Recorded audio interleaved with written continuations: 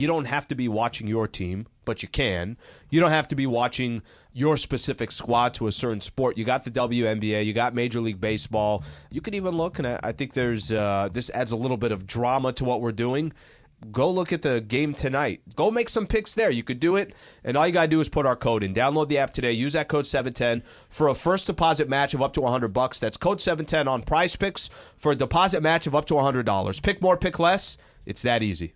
Prescriptions require an online consultation with a healthcare provider who will determine if appropriate. Restrictions apply. See website for details and important safety information. Subscription required. Price varies based on product and subscription plan. Hey guys, did you know there's a generic form of Viagra that works just the same but is 95% cheaper? And you can get it online at hims.com/joy. Through Hims, you'll get a free medical consultation to determine the ED medication that's best for you. Discreet shipping if prescribed, a 100% online process, and a range of treatment options, including trusted generic alternatives to the name brands, at up to 95% off. ED is personal, and at Hims, so is treating it. Just go to hims.com/joy and get connected to a licensed medical provider online for free, with zero copay, no expensive appointments, and no awkward face-to-face conversations. To start your free online visit, you need to go to this exclusive address, hims.com/joy. That's hims.com/joy for your free online visit. HIMS.com/JOY.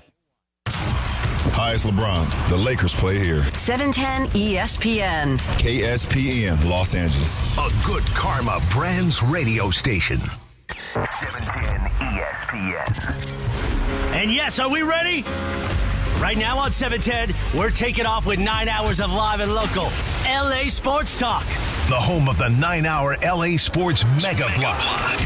Ladies and gentlemen, this is your captain speaking. We call it the LAX, LA Sports Mega Block. Of course, powered every day by LAX, Los Angeles International Airport, where change arrives daily. Let's get to it. Time to get in the air. We're taking off, LA. We have clearance, Clarence. Roger. What's our vector, Victor? Travis and Sliwa has clearance right now. Yeah! We made it through another weekend, Slee. Weekend, brother. We made it. You survived Disneyland, apparently. I survived. That's Yep. very good. Yep. Emily did not jump into traffic with her House of Dragon frustrations. That's good. Roars. Yes, roars. She was very frustrated.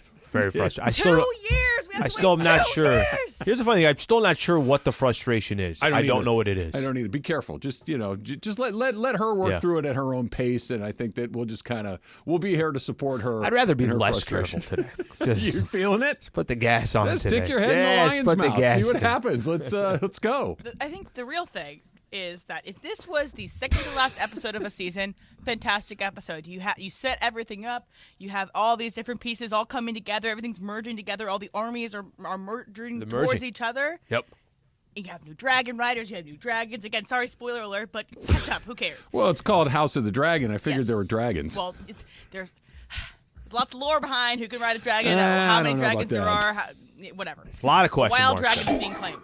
But the idea is it's a penultimate episode. You lead up to almost being there, and then they're like, season finale ends. See you in 2 years. 2 years. That's when we plenty. can see the It'll next go by day like of that. action. It'll go by. Bronny James will be averaging 25 a season for the Lakers by the time that this. They're like teenage actors are going to look 32. That's right. I want everything moving forward when we talk about the future, all of it to be based on what Bronny James is doing. Yes, like where he is in his progression. He might have his first MVP by then. Who knows? We might be living in a different world. I saw a movie this weekend with Bronny James level of nepotism. Oh. So I saw Trap by M. Night Shyamalan, which stars M. Night Shyamalan's daughter as the pop singer that turns into one of the main Can she characters. act? No. She can sing. How'd she get the job? I wonder why. It was Bronny James level of nepotism. Yeah, what are you going to do? All right. Buenos dias. What's up, Jorge? Hey, buenos dias. You see my taco plate on I saw Friday the night? whole, not just the plate, the whole, man. Like a tray? That whole. Well, the table. What's it called? I have no idea. Just that thing with the dome. The thing with the dome. Yeah. People are asking me questions on Instagram like, why is there a dome in the middle? I'm like, well, I can tell you why there's a dome in the middle. That's where the direct heat goes. That's where you cook the meat. It's where you warm the tortillas. You're talking about so you bought the thing? No, I didn't buy it. Okay. I went to my buddy Brad threw a graduation party for his son. Yeah. Fellow Dana Hills graduate. So he threw, it was a great party. Yep. And taco guy, live music. It was parents, kids. It was a super good party. and the taco guy was on point. And I had 2 full turns, which is exactly what I want. Nice. 5 tacos. It was wonderful. 5 tacos each time you went up? No, So 10 total. tacos? 3 and 2. I was going to say 3 and 2. 3 is the perfect number on your first rotation. You're trying to let people know that you're not a savage, One of even each. though deep down inside you're a savage. And then you go back around round 2, 2 tacos there. It's perfect. It was good, and I had to forcefully, or not forcefully is the wrong word, but I had to just make a conscious decision not to go back for a third lap because I really wanted to, because I had, a couple of drinks and I was feeling good and figured, I should go one more time, and thankfully I did not. Do you know how tough that would be? Like if you and I started our own taco business, how difficult would it be? We got to go ahead. Do Trav and Slee All-Stars, do your thing. The Trav and Slee Taco Company would be called what? What is our LLC? You know how difficult it is when I see them serving, right? Like when they're doing their thing. You know how many times I just sit there and I'm like, if I'm on the other side of that, how am I not taking a little bit of carne asada? How am I not making like sliding a couple tortillas to the side and have my mouth almost full when I'm asking them, do you want chicken or do you want if you did it pastor? every day, that you would eventually be like, okay, I just do not want another chicken taco today. Because when it's like glistening from the oil and it's staring at you, and all I want to do is just take some tortilla. And I just want to just grab a little there while the guy is making his order. It's I'm not not a good saying look for our that my business. theory is the right one. I'm saying it's a possibility because when we've had taco guys at the house, it's the same thing. I always end up buying way more food than I need to, so you get a ton of leftovers. And so let's say the taco guy is there on a Saturday. Yeah. Have tacos on a Saturday night. Lots of tacos. Sunday, I'm having tacos for lunch. I'm having tacos for dinner. Monday, I'm having tacos for lunch. I'm having tacos for dinner. By Tuesday, I'm like, ooh, don't think I can have tacos today. Wednesday, I'm back. I'm back to finish off what's left, but there does need to be a little bit of a break. What if you're doing our business, which is not really thriving right now, the LLC that we're referring to? What if it's just on Saturdays? I'm dead meat. That's what I'm saying. Yeah. But do we have a business if we're only open on Saturdays? It's a side business. We're just trying to make some extra Thursdays, income. Fridays, Saturdays, and Sundays. Yeah, right? Creating demand. Well, he can't do Sunday because he's got Rams. We Well, already only decided for on half that. the year. Yeah. You'd have to run it during football season. It's not good. It's not good. I don't feel good about our business. The salsa rojo, one of the best ones I've ever had. Yeah. It was good. The green was good, but it was like those can be very similar. The red one is the one that kind of can be super hot and not hot at all. It can be sometimes it can be kind of sweet. The darker it is, you know that it's. This one was not dark, but it was very, very flavor and hot. Like not burn your mouth hot, but like spicy hot. It was terrific. I wouldn't change a thing. I had a great. Thanks for the invite, Brad. Thanks for the invite, Brad. I went to Disneyland Saturday. No, Saturday? Yeah, Saturday morning. Saturday. Yeah. You wanted to get there at 8. Cousin Sleep, he's like 10:30. 10:30. What time did you? Talk about the heat, bro. Okay, so what time did you go through the gate? This was very similar to when I go to a soccer game. And I usually leave around 60th minute. I'm out. This was the equivalent of probably like the 18 minutes in, something like that. I already knew because I had to get down to San Diego, so I already knew. What time did you? Because you. Yep. Okay. So I already knew that I was going to leave and I was going to get down to SD. You're on a shot clock. I'm on a shot clock. So I get there. We had, after multiple negotiations, why am I negotiating? I'm letting your ass in. Yeah, I'm negotiating. I'm negotiating for what the hell this is supposed to look like on a Saturday morning. Long story short, we basically decided, hey, let's get there 8:30, somewhere around that window, 8 to 8:30. So you won the face-off. I won the face-off. Nice. I don't know why I'm. We shouldn't. Yeah, it's like I own the team, and I won by paying myself a percentage of the company. You're not wrong. Like that's one of those. I can get you in between 8 and 8:30. If that doesn't work for you, we're gonna have to find another day. Sorry. Yeah. Don't let me even. Some of the conversations I had with him on Friday, I'm like, if I'm understanding this correct, let's get past that. All right. So got there about 8:15 on Saturday. Okay. Perfect. Something I started doing too. Well, we won't do this because they write our check. Let's just say parking is healthy at the good old Disneyland. This gets you in for free. I'm good. Yeah. I wasn't worried about me. Okay. Then I was counting everybody. Who cares? I was counting everybody else's car. Oh, yeah. You know how many levels that parking garage has? Okay, hold on. 7? 33, I think. No, listen. It might be the tallest building in Anaheim, and there's no window. Before the Pixar and Friends parking lot open, it's 65,000. It says 65,000 new spots coming soon, right? 65,000 spots. Wait, what? Yes. So do the math now. It's 1.7 or 1.3 just on parking a day. Well, it's rarely Just full. on usually at the Pixar lot. Mostly full though. I'm just saying. Just the Pixar area. It was not 5% full. Yeah. And it's not 5% full. We're all good for That's good. generations. Okay, for generations. Just parking. And I'm not. Keeps us okay. going on your little That's ESPN. right. That's Okay, right. so you park. So I park. Cousin Slee leaves a kidney at the kiosk to park his car. He's about 10 minutes after. And it's actually kind of funny. The parking at Disney compared to SoFi, Disney seems like, I'm like, you guys got to pick up your rates. Look what SoFi's doing. They're beating you guys like no tomorrow. I got there about 8:15. He got there maybe 10 minutes after. It was actually kind of fun. You know, he's got, I mentioned his two boys.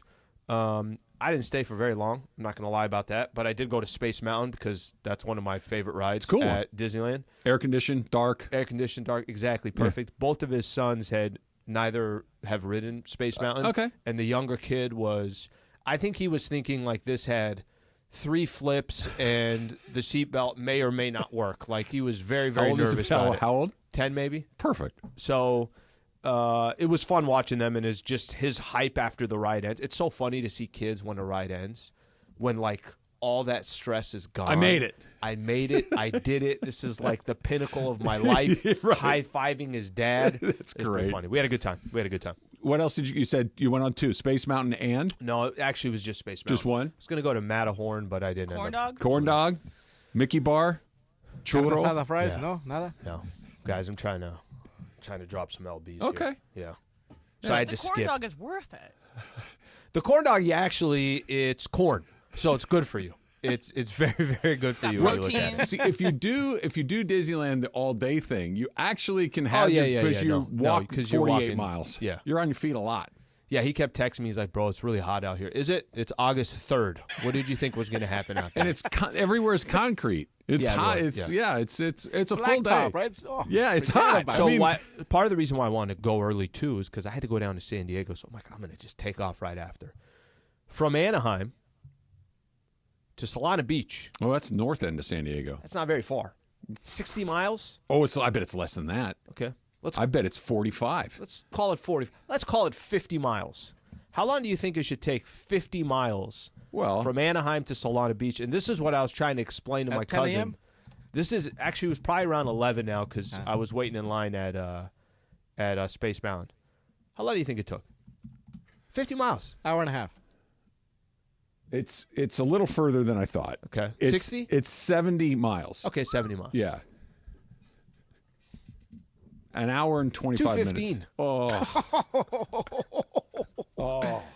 I texted him this. I've never seen this before. I don't know which map do you use? Do you use Waze? No. Okay. I use whatever the car comes with. Okay. Waze does. They all do this, but Waze, reroute you. This one there was no reroute because there isn't another route, right? Like if you're going out that way, that's where you're going. You know how it shows on the left? It has like the color of how long you're going to be in a jam. Oh, I hate that. I hate it. It couldn't get any redder. It was black. It was so red. Couldn't get any redder. Okay. Do you know how long it said for my jam? Jams are like 9-minute jam. Yeah. 14-minute jam. If you have like a 25-minute jam, that's a long one. Can I just show it to you? Did you take a picture of it? I took a screenshot and sent it to my cousin, so he understood what I was going through, which is, by the way, jacked up. But I thought that was funny. No, it's not. That is a you owe me one. How long is this jam? Oh no, 61 minutes. I've never seen that in my life. It's just one color. There's one color. It's a shade of red, and it just says a 61-minute It's almost purple, jam. It's very estimated time in traffic 61 minutes. Oh, dude, the worst because I turned. You guys put the voice on. Mine's been off. I don't have the voice on. I can't do it. But sometimes you'll get those jams, like he'll say 16 minutes, and you look back at it. 21 minutes. Yeah, You're like, oh, man. Like, we're actually backing up. I have, like, competing, too. Like, the car is taking me one route. Waze is taking me another. I'm like, don't you guys talk to each other? Shouldn't we all be on the same route? That's all I got. I'm glad you made it. Yeah, I'm glad you made it. I made it. And I just wanted to bitch and complain for a no, little it feels bit, good. You know? It's liberating. Yeah. It feels good to complain. Everybody likes to complain a little bit. I want to talk about the Olympics, Lee. I logged a lot of Olympics time this weekend. You're an Olympic guy. A little bit. And I'll be honest, I was excited for the games to come to L.A. Now I'm super excited for the games to come to L.A. because I saw some stuff this weekend that I want to be a part of. That's coming up next. It's Travis Lee, 710 ESPN. You never...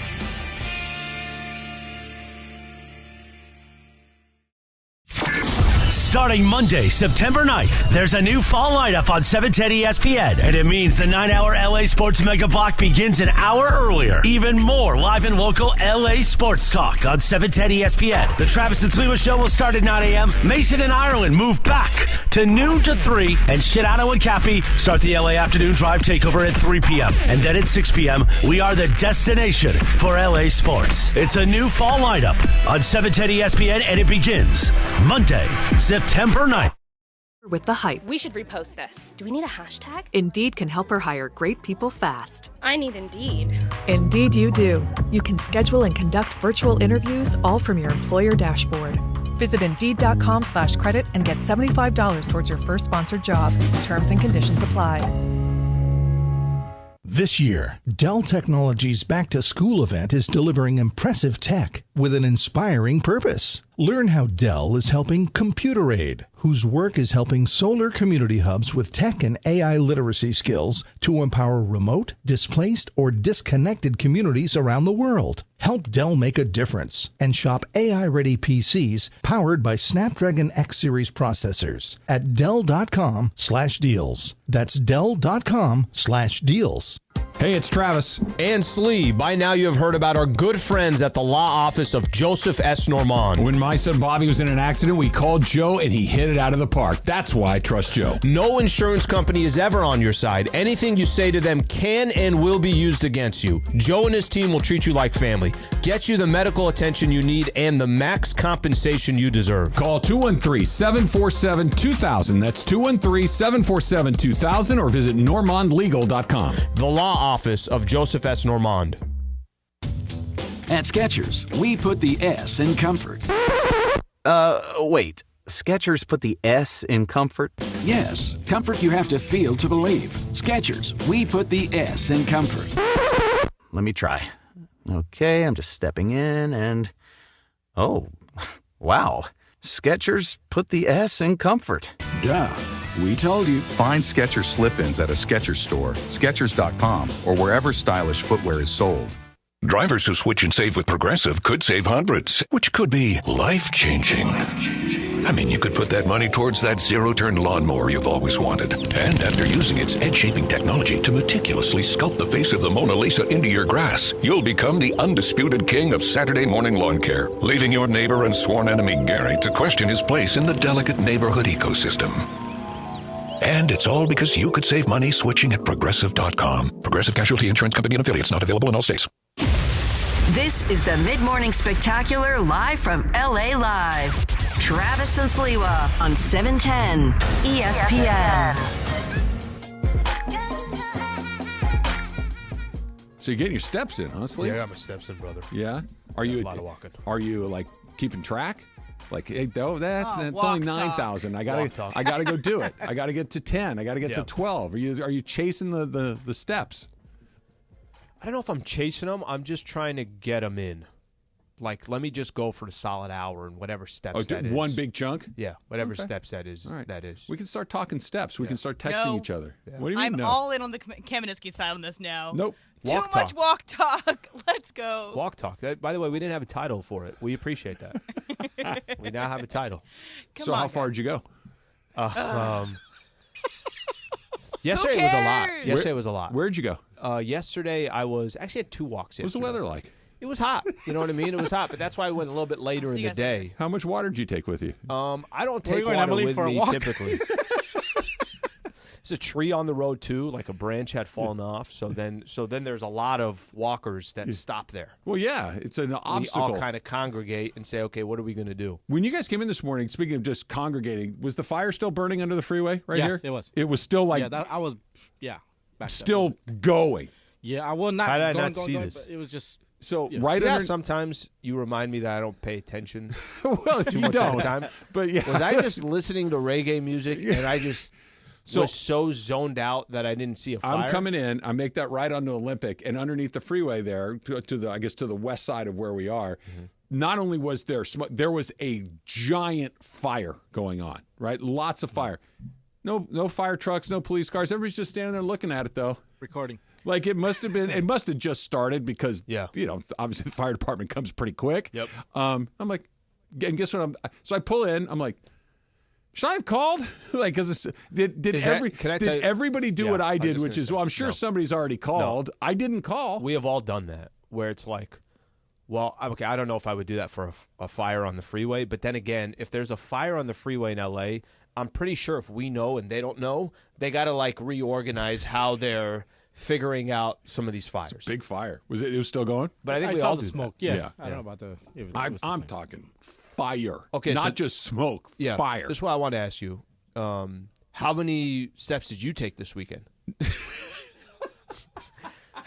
We'll get into it next Back segment. to walk talk. We'll do every segment. We'll break down a little bit more of. If walk talk gets sponsored, I'll be all for it. Talk and walking. We'll talk some softball by later. Saucony or whatever. I'm basically like one walking step slower than Noah Lyles.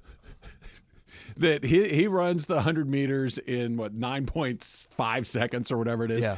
Okay. You're not a track guy. I'm not a track guy. I don't think any of us here are like turning on Saturday morning the track and field world championships. It's not our Whatever thing. Twitter is showing me is what I'm doing. By the way, saw a lot of angles of certain So things Noah this Lyles weekend. wins the gold medal. Yeah. He's chirping the whole time. He's talking about it. Love him. He's super confident. He's brash, all that stuff. I've watched the end of that race 10 times. Yep. No one's saying he didn't win, so I believe he did win.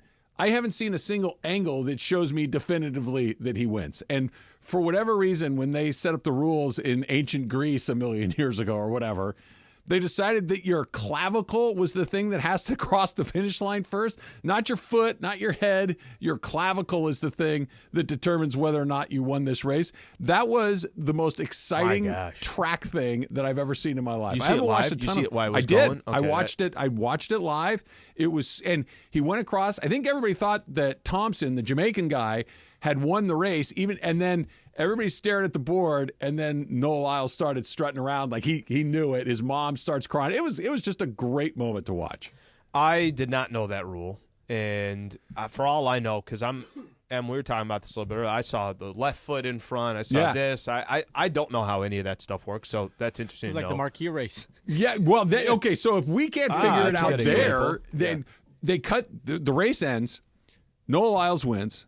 They're talking about and trying to find the angle, and they cut back to the studio, and Mike Tirico's in the studio, and he's literally Googling what is the first part that has to go through it. And he did a great job. Like he's explaining, goes, we're trying to get this going the same time you are. He goes, according to he found the bylaw and the Track and Field Federation, it's clavicle across the line first is what it is. Got to get that clavicle in. It was incredibly exciting. Did you watch a lot of Olympics this weekend? No, I really didn't. A lot of right now. You're stuck in traffic. What I was stuck in. Well, as perfect. I could if I could have watched. I could have watched the full movie while I was in traffic. I wasn't moving, so I might as well just thrown on House of Dragons or whatever that Close enough. What is it now? I think that's right. Casa de Dragons. Casa de Dragons. I'm just not watching a lot. I'm really not. Whatever Twitter's showing me, whatever shorts I'm getting, I'm just watching that. But I'm not actually sitting down and just watching. I watched the Olympics this weekend like it was 1984 all over again. And I don't know if it's just because I was home for most of the day, but Susan and I watched a ton of it. We watched fencing. We watched cycling. I watched high jump. I watched a lot Susan's of track. into it? She loves it too. Okay, if she wasn't, would that have changed it? No, I don't think so. I don't think so. You know, flipping back and forth from a Dodger game or whatever, but is it just that Paris is really cool to look at? Is that part of it? I think it's also a live sporting event in the middle of summer. It's always kind of attractive. Like if there's nothing else going on, a live sporting event will always pique your interest. In a live sporting event that has stakes, that has like a built-in person for you to root for, built-in stakes to this. Like you're the fastest or best person in the entire world. Once every 4 years helps too. Oh, Yeah. for sure. Catch this for a quick second and then. It's also like it kind of they hop around. I don't know if you were watching like the coverage that the I kind of watched around. Channel 4. Okay, I so just whatever they gave me is what I got. They label it as quote unquote ongoing coverage. Yes. It's like what it's kind of labeled on if you're on Peacock or whatever. And then, just they don't spend too much. They take you to the exciting stuff. Go from exciting stuff to exciting stuff. Everything has meaning. I think that's why maybe you're interested. I'm watching it, and they show the women's road race in cycling. I don't care. Right, like it's literally like I don't follow cycling. I don't know who any of the athletes are. I don't know anything about it. It comes on, and I'm watching it simply because it's cool to look at. Like they're going through these French villages and down the street. F1. Not unlike F1. And there's the Eiffel Tower. They go over the Seine. It's just this beautiful. They ride by Versailles. It's like all of this incredible. There's CVS. So it's funny you say that. No. A sex shop. They're going down one of these, and in giant red letters, sex shop. I'm like, in English? Well, yes, in English. Is that real? Yeah, yes. I'm like, oh well, welcome to Paris. And then they bike past the Moulin Rouge. Yeah, and you're like, oh, there's the Ferris wheel. That's pretty the funny. windmill. I mean, it was very funny, and Just so a chevron there. They've got these little packs of riders, and there's like these 4 riders that are out in the front of the race, and then there's I don't know how many riders in the back. There's 60 people that are I don't know half a mile behind. They're kind of out of it. It's going to come down to these 4 people. One of them is an American. And it's a 60 kilometer race, and they get down to about 3 kilometers left. Okay. This lady just takes off. And she was so much they couldn't catch her. It was like she decided, I'm going to sprint for 3 kilometers, which is a really long time to do it. She dusted everybody. It was incredibly exciting. And again, I don't know if I need to see another cycling race until next Olympics when they're here, but at least for this one was good. For 15 minutes, I'm like, this is terrific. and I got to see a sex shop in LA too. I got to see a Parisian sex store. It was a win. It would be the theme for that event. Like everywhere they go, they have to go by. You know what? Well, you wouldn't helps? have to go far. Sex shop. The play-by-play, whoever's calling this stuff, really helps, especially in Yes. the Olympics. You know how we talked about, do you listen to an NFL game or a soccer Yeah. game or whatever with the play-by-play? It doesn't matter. But for this, it Oh, does that's a good because point. the way Big they talk time. about these athletes or this one's from athletes And or this one's we from don't have whatever. any idea what's Yes. going on. And Rowdy Gaines is one of the best. He's like, terrific. Olympic, callers of all time. At He's least in my freaking opinion. out in the best possible way. It's always it's never too much. It's Right. always it meets the moment of Yes. whatever this moment happens to be. Rowdy Gaines is swimming. If people don't know. And then another thing about Kristen Faulkner, the woman who did. Oh, this, that's it's who. Yeah. So she has just an incredible backstory. As in 2021, she quit her job as a venture capitalist because she wanted to pursue cycling. She did not cycle until after she graduated from college from Harvard. Just loved cycling through Central Park, and then decided that she was actually good at this. Quit her job at a venture capitalist. She wasn't even supposed to race that day. Her teammate resigned, so she wasn't even supposed to be on the track, and then she ended up winning gold. And it's the first American to win a gold in a women's road race in 40 years. The final, what would you say, that was the final maybe 500, maybe not 500, maybe 200 meters or so? Or they literally come like underneath the Eiffel Tower and finish. It was just the visuals of these games, and maybe it's just because it's such a famous city. Sure. It's such a pretty city. It was just the Athens really one fun. Was really striking when Athens did it in 2004. Yeah, for It was sure. Really striking. But the thing too is one of the hardest shots I've seen in recent years. I think it was the men's race actually. So the guy has no one behind him. He crosses the finish line. holds his bike up in the air. They pan from this guy, close up on this guy, zoom out, pan up, and the Eiffel Tower is right there. That's cool. It's so cool. What's Some of our the Eiffel Tower? volleyball What is going to be the centerpiece of the shots for the LA games? I'm genuinely. Santa Monica Pier? I don't know. It doesn't have quite the same impact, I don't think. If they're coming down one of the roads that goes, and you see a full Hollywood sign. Hollywood sign's interesting because it is iconic. Yeah, it that is will be there. Quintessentially LA. Got to get as much beachfront as you possibly can. Apple pan? Whenever they can. The road, Carnitas El Momo? Get out in the Rose Bowl to have all those iconic shots of San Gabriel Mountains and stuff Well, they like got that bridge. We got that new bridge, Yeah, I don't know. There's no Eiffel Tower or Coliseum or the what's the one in the Parthenon? Is that what it's called? Sure. Yeah, the Acropolis. That's what I'm thinking. There's a Parthenon and an Acropolis. Yeah, are they like I think they're two different hotels right next to each other? It's been a long time since I had my ancient Greek. All right, let's talk about the Rams, Lee. Let's talk about how they keep having guys drop with little nagging injuries, and when a bunch of those can become a big thing. That's coming up next. It's Travis Lee, 710 ESPN. And by the way, I'm about to cash a Prize Picks ticket. Just going to let you know. You're the equivalent of like a long-term investor. A little bit. Yeah. A little bit. Like you have a startup company. I picked like Google in this one. It was a pretty good deal. Prize Picks, as you know, you pick between 2 and 6 players. You look at the stat projections, and then you pick more or less. And my long term was more home runs on Ohtani, Soto, and Judge. Yeah. And I'm almost all the way there, and I got 2 months to go. So as long as those guys stay healthy, I'm going to get to cash that ticket, and that's what makes Prize Picks so great. 2 to 6 players, you can turn $10 into $1,000. You can play the long game, like Travis playing, or you can look at tonight. Dodgers obviously taking on the Philadelphia Phillies. Kyle Schwarber, more or less than half a home run. Shohei Ohtani, more or less than half a home run. I always go less on these. I just think from a strategic perspective, I think it's the smart thing to do. It takes about 60 seconds to submit your pick. Everyone here at 710 ESPN is playing Prize Picks. You should too. Give it a shot. Give it a try. Download the app today. Use that code 710 for a first deposit match of up to $100. That's code 710 on Prize Picks for a deposit match of up to $100. Pick more, pick less. It's that easy. Hey, ESPN LA listeners, it's John Ireland. You want to play golf with me and corporate Greg Bergman? You can, thanks to Terranea. If you listen to the show, you know Terranea is my favorite place in the world. It's like going to Hawaii without getting on a plane. Well, you can play golf with Bergman and I at the links at Terranea, and then we'll buy you lunch. Here's how you win. Send a video of your golf swing to @ESPN Los Angeles on Instagram or on Twitter. We'll take a look at your golf swing. If you impress us, you'll be playing golf at Terranea with me and Bergman, and then we'll buy you lunch. And you can all you can eat, all you can drink. We don't care. We're not paying.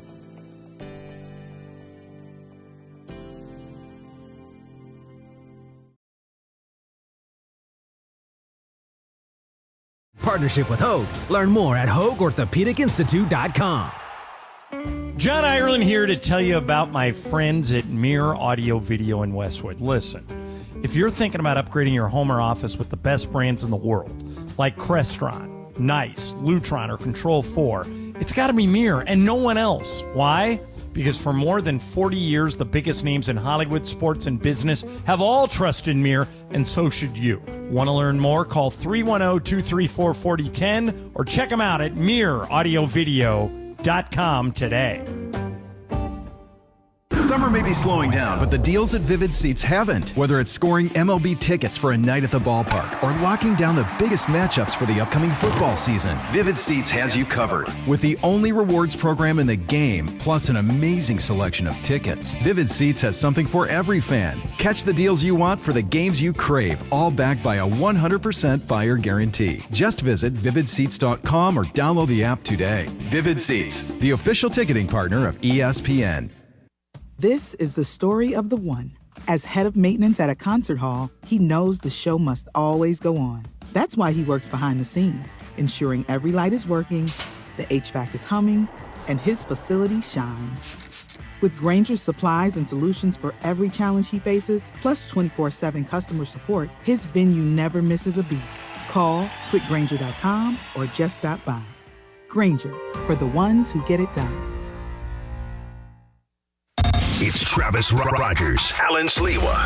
Travis and Sliwa. But do you think it's the right move? Do you think it's the right strategy? No. Live from LA Live on 710 ESPN.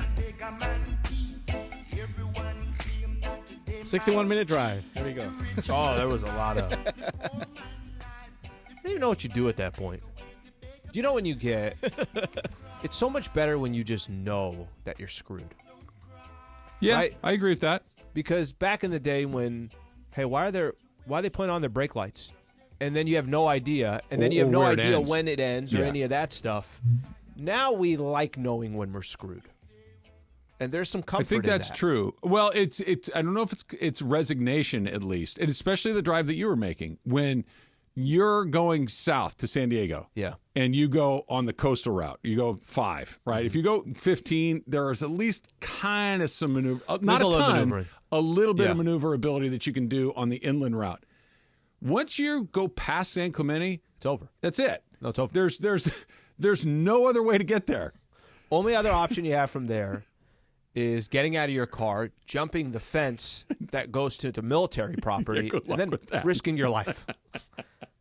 And if you know, okay, I got 61 minutes, I'm not going anywhere. There's no, at least for me, I don't get frustrated at that point. It's like it's not going anywhere. There's nothing I can do. Whereas if you don't know, open and close the app. I don't know why I do it. No, something's going to change. I just sit there and close wait. the app. And maybe something will. Were you figure in your itself car out. or Michelle's car? Yeah, oh, okay. Because in Michelle's car, you can just kind of throw the switch and check out for a while. You have to drive your car. Signaling everywhere, looking. There's nowhere to go. Nowhere to go. There's nowhere to go. Sorry you had to deal with that a little bit. I also like that you have to, occasionally have to sit in traffic. Kind of puts a little bit of a smile on me, just a little bit. As someone who deals with it way too much, it just feels about right. How was your softball game, Jorge? Oh, it was fun. It was a lot of fun. Did you get another home run? No. Did you get kicked out? No, I didn't get kicked out. No, it was cool. It was Jorge hot. got the first red card in softball. They've never given out a red card. Do you know there's red cards in fencing? I do now. I didn't know that. Yeah, I watched it yesterday. Yeah. How'd you do? I got pop fly and I got a couple hits. So I went maybe 2 for 3 or 2 for 5. Does that count towards? Does that count towards your other career games? stats? Yeah. Like right now. I think it does. Right now, Baseball Reference. If we go to it, All-Star Friday Night Reference. Yep. If we go to that, are those stats updated? Are you using those? Are you applying those stats there? You know who Pepe would? has that. Pepe has those. Greg. Yeah, Berg. Greg's got all of the numbers. Yeah, no, it was a lot of fun. I noticed that a lot of people bought equipment for All-Star Friday night. So, a lot of our guys who didn't get to play, I figured, hey, a lot of people from the circle and some of us who didn't get to play, like, hey, let's run it back. Let's do it again. So we found a park and we decided to go play.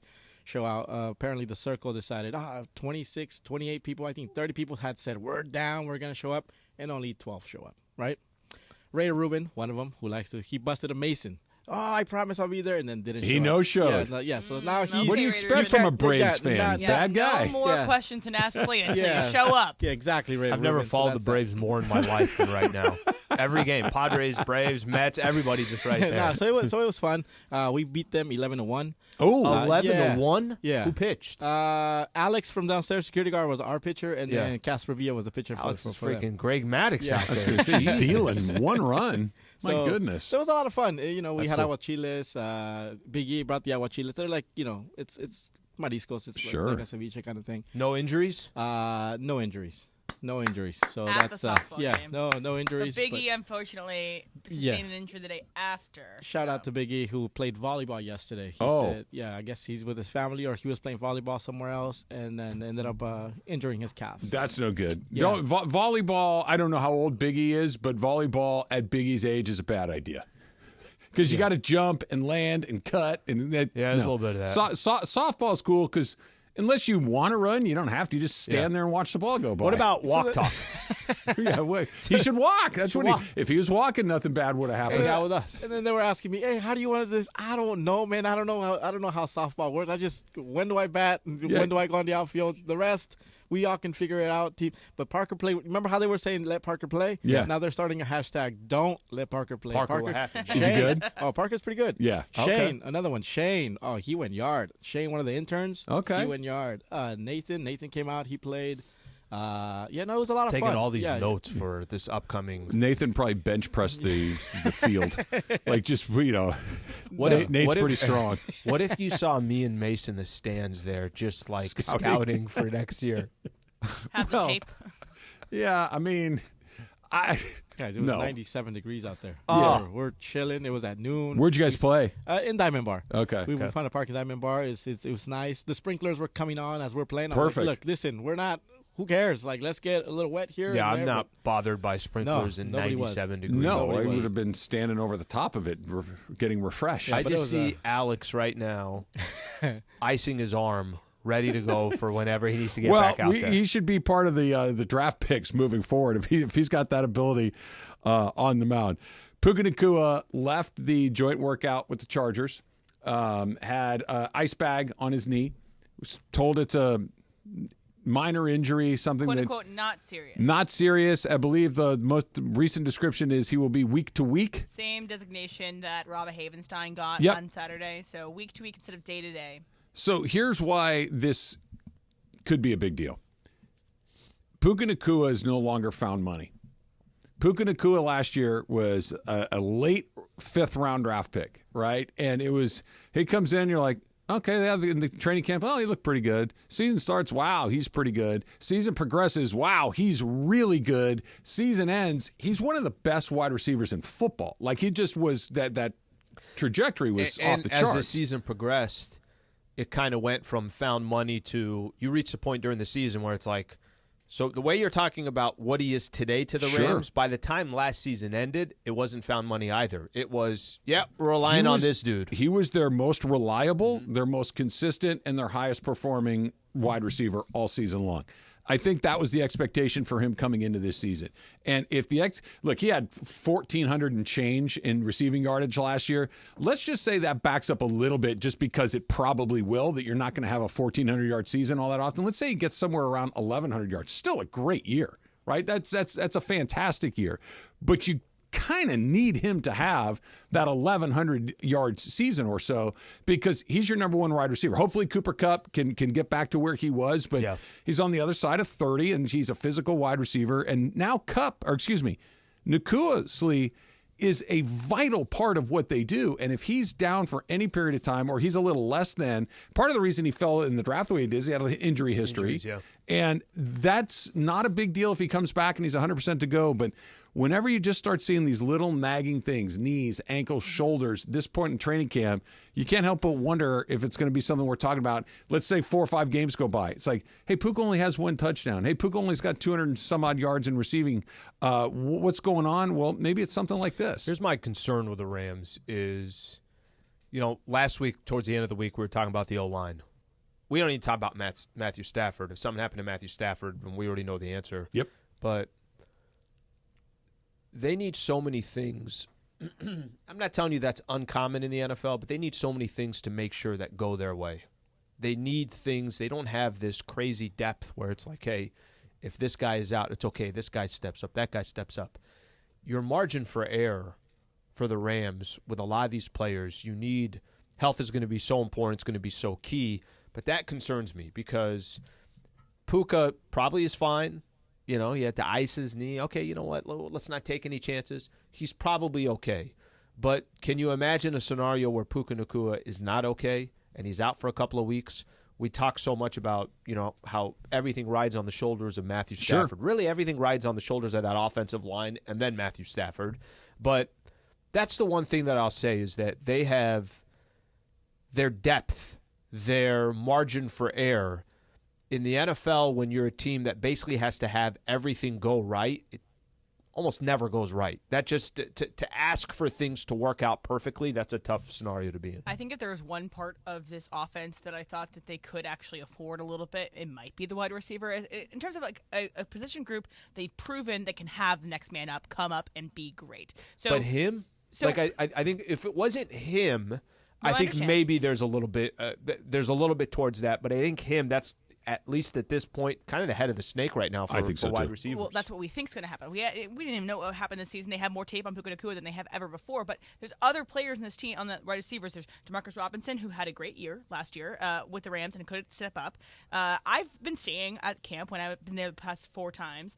Said Jordan Whittingham, though he doesn't really pop off the page necessarily. Was he undrafted or is he late round? I think he was 6th or 7th round pick. So either way, he was not highly touted, quote unquote, but he's the first on the field, first off the field. He's taking jugs all practice, and he's out there. So maybe there's a Jordan Whittingham comes up, maybe a Demarcus Robinson comes up, but their offense needs to be firing on all cylinders. And I keep on hearing their tight end group too. So maybe they're going to try to fill in tight end as a second option behind Cooper and Nacua, trying to make their offense more dynamic than just throwing it to third in Nacua or third in Cup. Right. And maybe that's what they're going to go with this year. Okay, so this is why I think this is potentially problematic, because what you're describing him is certainly possible. I looked it up. Jordan Whittingham is a 6th round pick. Relying on a 6th round pick to pick up the slack on that is asking a lot. Did it with Nacua. They did, but the reason Nacua was such a revelation is because that never happens, right? It's exceptionally rare. The next man up, Demarcus Robinson, okay, maybe, but you're asking your third guy to slide into a number 1 role or a number 2 role.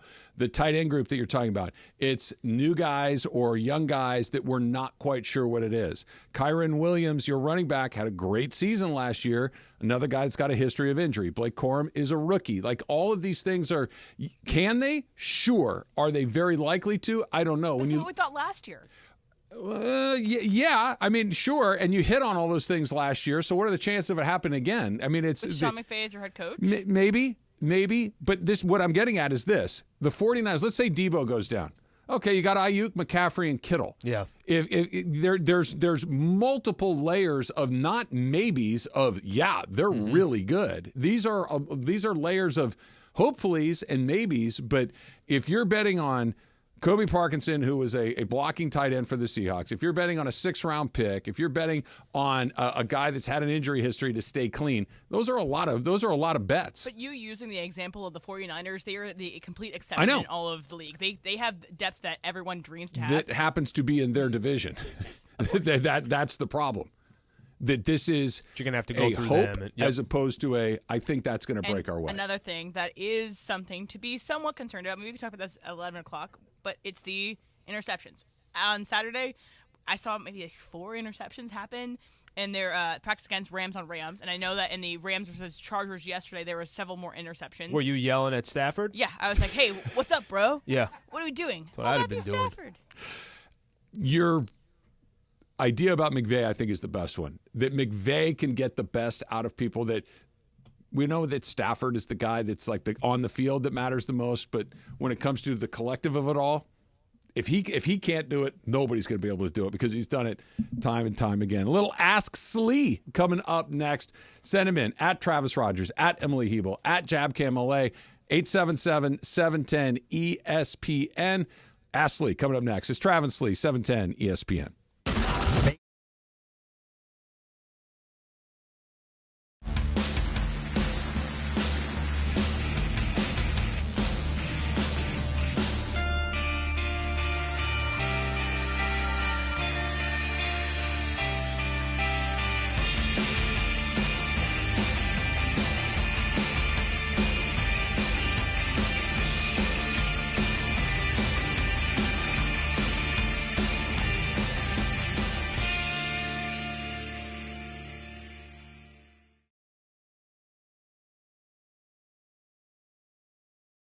From Progressive. And buy more happiness, or something close to it. Progressive Casualty Insurance Company, affiliates, and other insurers. Not available in all states. Thanks for calling Discover. This is Diego. Hi, Diego. It's Jennifer Coolidge. I just want to say your cashback match makes me feel so special. It really inspired me. That's great. Doubling the cashback you've earned at the end of your first year is what we do. Well, I'm doubling everything now. Double dating, double dipping, double feature, double header, double whammy. Basically double or nothing. You earn, we match. Discover Cashback Match. See terms at discover.com/creditcard. Next Gen is the official AC Heat and Plumbing Company of SoCal sports fans. That's right. Next Gen is the absolute best in the biz with thousands of 5-star reviews and happy customers. Right now, get an $88 drain cleaning and they'll add in a free plumbing camera inspection. So, if you're sick of dealing with a slow drain, call 833-3NEXTGEN. That's 833-3-NEXGEN and say goodbye to your AC heating and plumbing problems. NEXGEN, call 833-3NEXTGEN. Just as every point matters, every detail counts in our meticulously crafted vehicles. Experience luxury at the top of its game. Welcome to Cadillac of Beverly Hills, the #1 Cadillac dealer in the Western region for the 3rd year in a row. Come and check out the incredible selection of new and pre-owned vehicles today at our showroom, 8767 Wilshire Boulevard in Beverly Hills, and at CadillacBeverlyHills.com. eBay Motors is here for the ride. 120,000 miles of night drives, daily commutes, and who knows how many. Are we there yet? Through countless fixes, elbow grease, and a new radiator, you kept your ride alive. With eBay Motors, you have over 122 million parts to keep it running. And with eBay Guaranteed Fit, they'll be the perfect fit every time. Plus, at these prices, well, we're burning rubber, not cash. Keep your ride or die alive at ebaymotors.com. Eligible items only. Exclusions apply. Need assistance with door and window projects? The Home Depot can help. From inspiration and materials to ordering and installation, our free Millwork virtual apron service can get you moving and doing. Plus, we speak Spanish too. Our associates can help you tackle complex jobs without you leaving the job site, saving you time and money. Call us at 1-833-HD-APRON or visit homedepot.com/MVA. The Home Depot, how doers get more done. And it is Travis and Sliwa. It's time, like we do every Monday, Wednesday, Friday at 10:45. Let's get to it. Ask Slee right now. Not an Ask Slee specifically, but somebody just sent me the overhead shot of the 100-meter, like the official photo. Okay. He won. Like it by the clavicle. Yeah, literally by how a clavicle is not very big, but however much a clavicle is, that's how much Noah Lyles won by. He's running 200 heats today, and I don't think the final's today. Maybe the final is tomorrow, but he's trying to go for the double. First guy to do that since Carl Lewis, which is pretty cool. Ask Slee, we're going to start right here. Jason Levine writes, would you rather be mediocre at, quote, normal sports or excel at weird Olympic sports like kayaking, breakdancing, or dressage? I want to excel at the others. I think so, too. I think I have, like, at least then, no matter what it is, I know I could kick somebody's ass in something. In kayaking. Kayaking. Well, like, kayaking would be amazing if I was good. Yeah, that is a good one. What if I got to be in good shape. I got to be... Is ping pong a random one? Table tennis? Yeah, yo, for sure it is. I want that what if it all were day archery? long.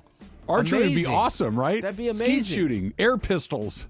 Those are all yeah. great. Yeah. I think anything, if you're great at anything, I don't care how stupid it may be or how unpopular it might be, to say that I'm great at this rather than average with all these other sports, I'm okay to be 6 feet off on a three-pointer for the rest of my life as long as I'm the best table tennis player out there. But, like, and again, are we saying, like, normal at the professional level? Like, you're a professional athlete, but, like, normal at, like, basketball? Like you're in the NBA, but you're on the bench kind of situation? Yeah, is that what we're talking about? Because I would No, rather that's that. different. No, Because that's a I want financial the bench, thing. I want the $5 million Yeah. minimum contract. I want all that. I'm going to interpret this as mediocre in normal sports means that when you go and play at the YMCA on Saturday afternoon, you're not the worst player. You're in the middle of the pack. There's not even a question. Obviously, you want to be Yeah. the best in the world. But if it was, like, between being a average professional athlete that has Kevin every year, Biggio, yeah. or do you want to be the gold medalist in Olympic archery? Cianfrocco. Well, yeah, he didn't play very much, but sure, you could have Archie. No, I'm taking the. What if finances are involved? If finances are involved, then I'm just going towards the finances because I still get to play a professional sport. I'm in the major leagues. Tell me that's not a showstopper though. Like if you're at a dinner party or you're at a barbecue with friends, and all of a sudden some guy goes, when I was in the Olympics, you're like, wait, what? You were in the Olympics? Yeah. What did you do?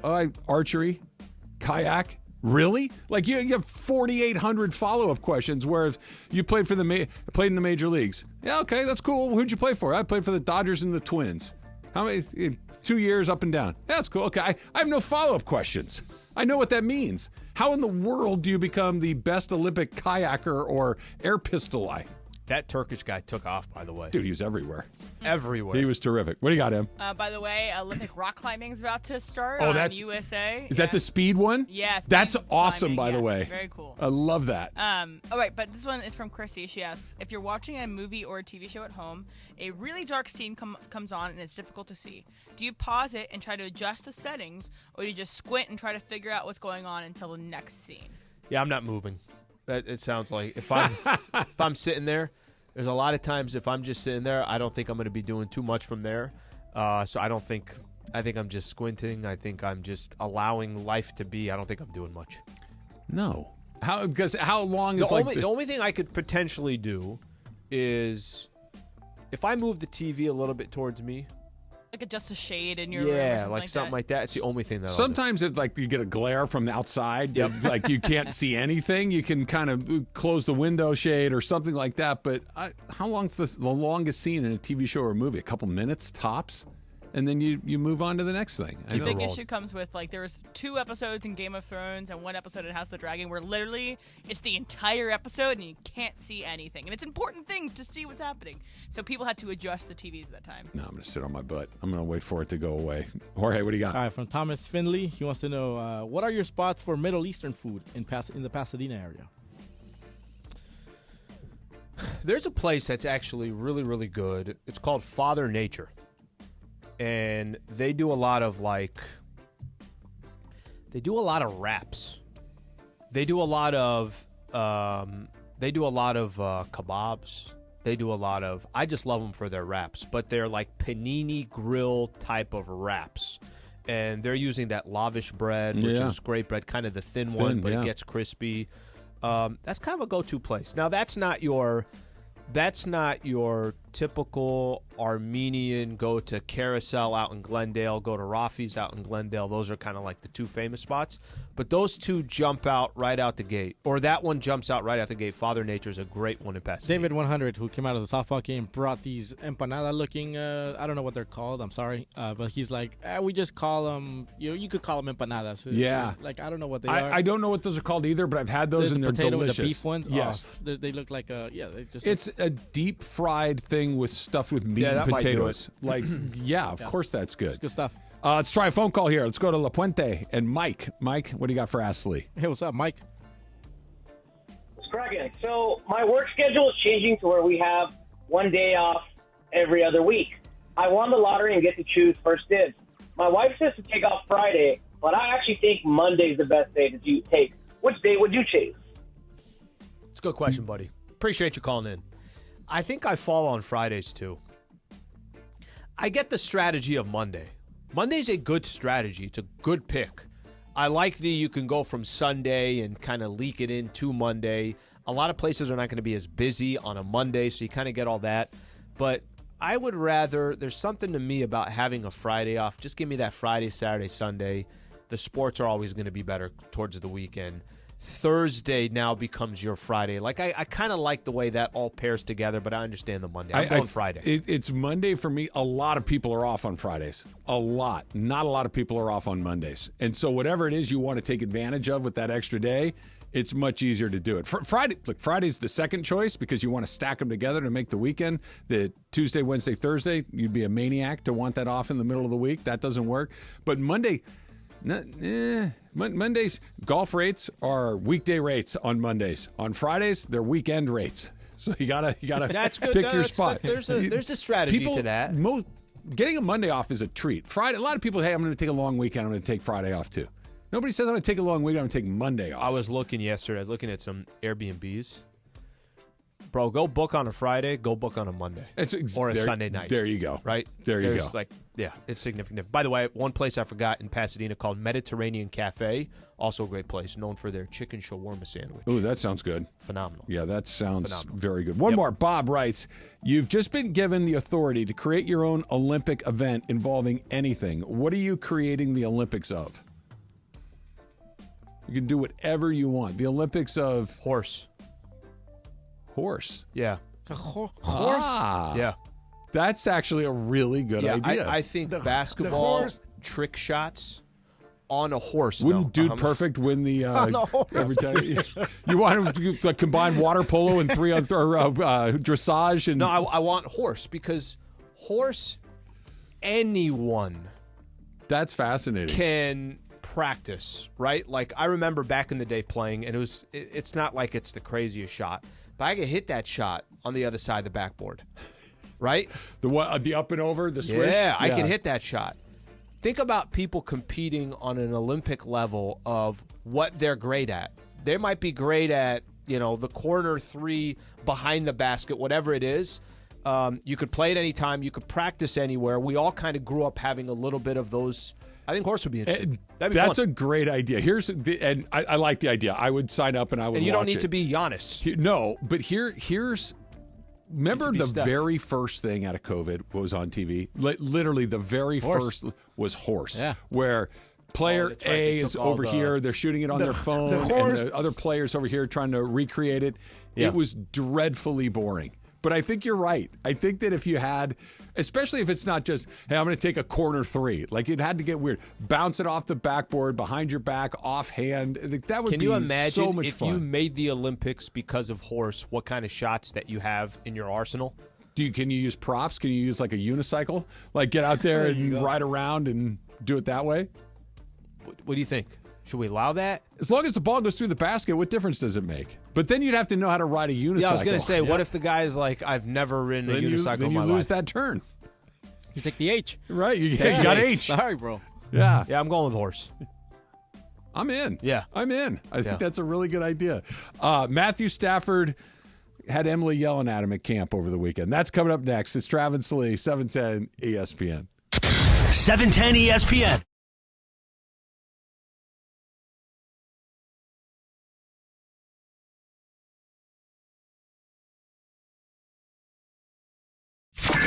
Starting Monday, September 9th, there's a new fall lineup on 710 ESPN, and it means the 9-hour LA Sports Mega Block begins an hour earlier. Even more live and local LA sports talk on 710 ESPN. The Travis and Sliwa Show will start at 9 a.m. Mason and Ireland move back to noon to 3, and Shinato and Cappy start the LA Afternoon Drive Takeover at 3 p.m. And then at 6 p.m., we are the destination for LA sports. It's a new fall lineup on 710 ESPN, and it begins Monday, September 9th.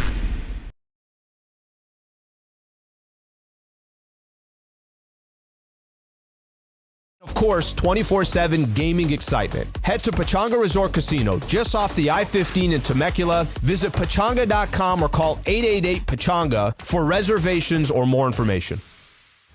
Hey, ESPN LA listeners, it's John Ireland. You want to play golf with me and corporate Greg Berkman?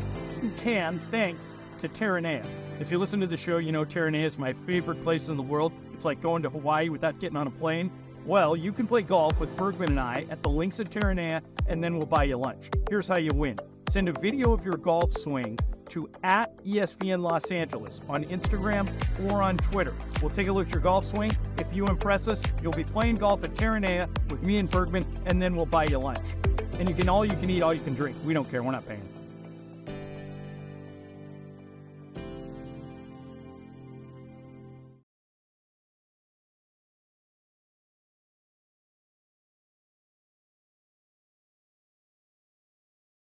Twice in one day. I don't Great know. question. Travis and Sliwa. On 710 ESPN. I checked the box yet again. Summer 2024. I don't have to do it again until next summer. Got in the ocean this weekend, Slee. Okay. The goal is at least once a summer. Yep. I go into the ocean, and How I cold? did it. Swim a mile?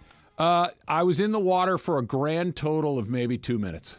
But I was in, went out past the surf. Yep. Got in there, floated around. It was probably 5 minutes. And then came out. It was kind of cold. Even though it was super hot this weekend, the water was cold. But I've checked the box. I've now put my body in the ocean every summer. Stand up, bro. You don't understand. It's a big deal. I got to walk all the way down there. It's sandy. It's hot. There's a lot of people. People see me without my shirt on. It's a real We should thing. do swim talk when we're done with walk talk. Do you like to go in the ocean? I don't go in the ocean often. I really don't. So I'll do the whole like walking along the ocean, and then the wave comes in a little bit and gets to my knees, and I'm like, okay, whoa, let's slow this down here, and then just kind of come a little bit more inland. Yeah. I don't go in very often. When I was in Puerto Rico, is that when you went snorkeling? That's when I went snorkeling. Yeah. Yeah, that's That's when I was fun. on the paddle board for about 6.8 miles. One way. And my friend didn't tell me that I actually need to know what the hell I'm doing. But that water, I don't know what the hell that water is. Oh, it's really warm. Oh, that's I think the Caribbean water's coming from that area where we're getting the Alaska water. But it was like there were moments where, have you ever been in an ocean? And I think I already know the answer here. You've been in the ocean anywhere out here and you're like, it's a little hot. I'm going to get out. No, never. That was basically that water out there. I mean, it was East Coast so is always like that. incredibly refreshing. Yeah. Here, I'm like, I need a wetsuit in August to just get in to go through one wave. I don't know if this is true, but I was on the plane once, and I was next to somebody who's a lifeguard instructor, right? Like I was, you sit next to random people and you spark a conversation. Lifeguard instructor, he says, due to Alaska being on our coast, on this side, our water is colder than New York, even though they get snow and all that stuff. The water travels clockwise. So they explained something like that to me, and I was like, So the sure, water on the clock goes from Alaska down the west coast of the United States, where in clockwise it goes from the Caribbean up on the east coast, so the water's much warmer. I guarantee you, very warm, very brown. Yeah. All this technology, we can't change that? I was in the water for 3 or 4 minutes, and I'm looking around, and the water was kind of clear. Like, it was actually really pretty. And I saw a fish go by, like, not a huge fish, but a fish. I don't know, maybe 8 or 10 inches long. Fish. Yeah. I'm like, sharks eat fish. I'm out of here. I don't know if I've ever. Fish that size get hungry too. Well, that one I could survive, but I'm telling you, I'm in the ocean for no more than 3 or 4 minutes, and that whole, hey, you were 6 years old when you saw Jaws, it could happen right here. You should get out. It freaks me out every single time. I'm not going to. I understand. Let's put it that way.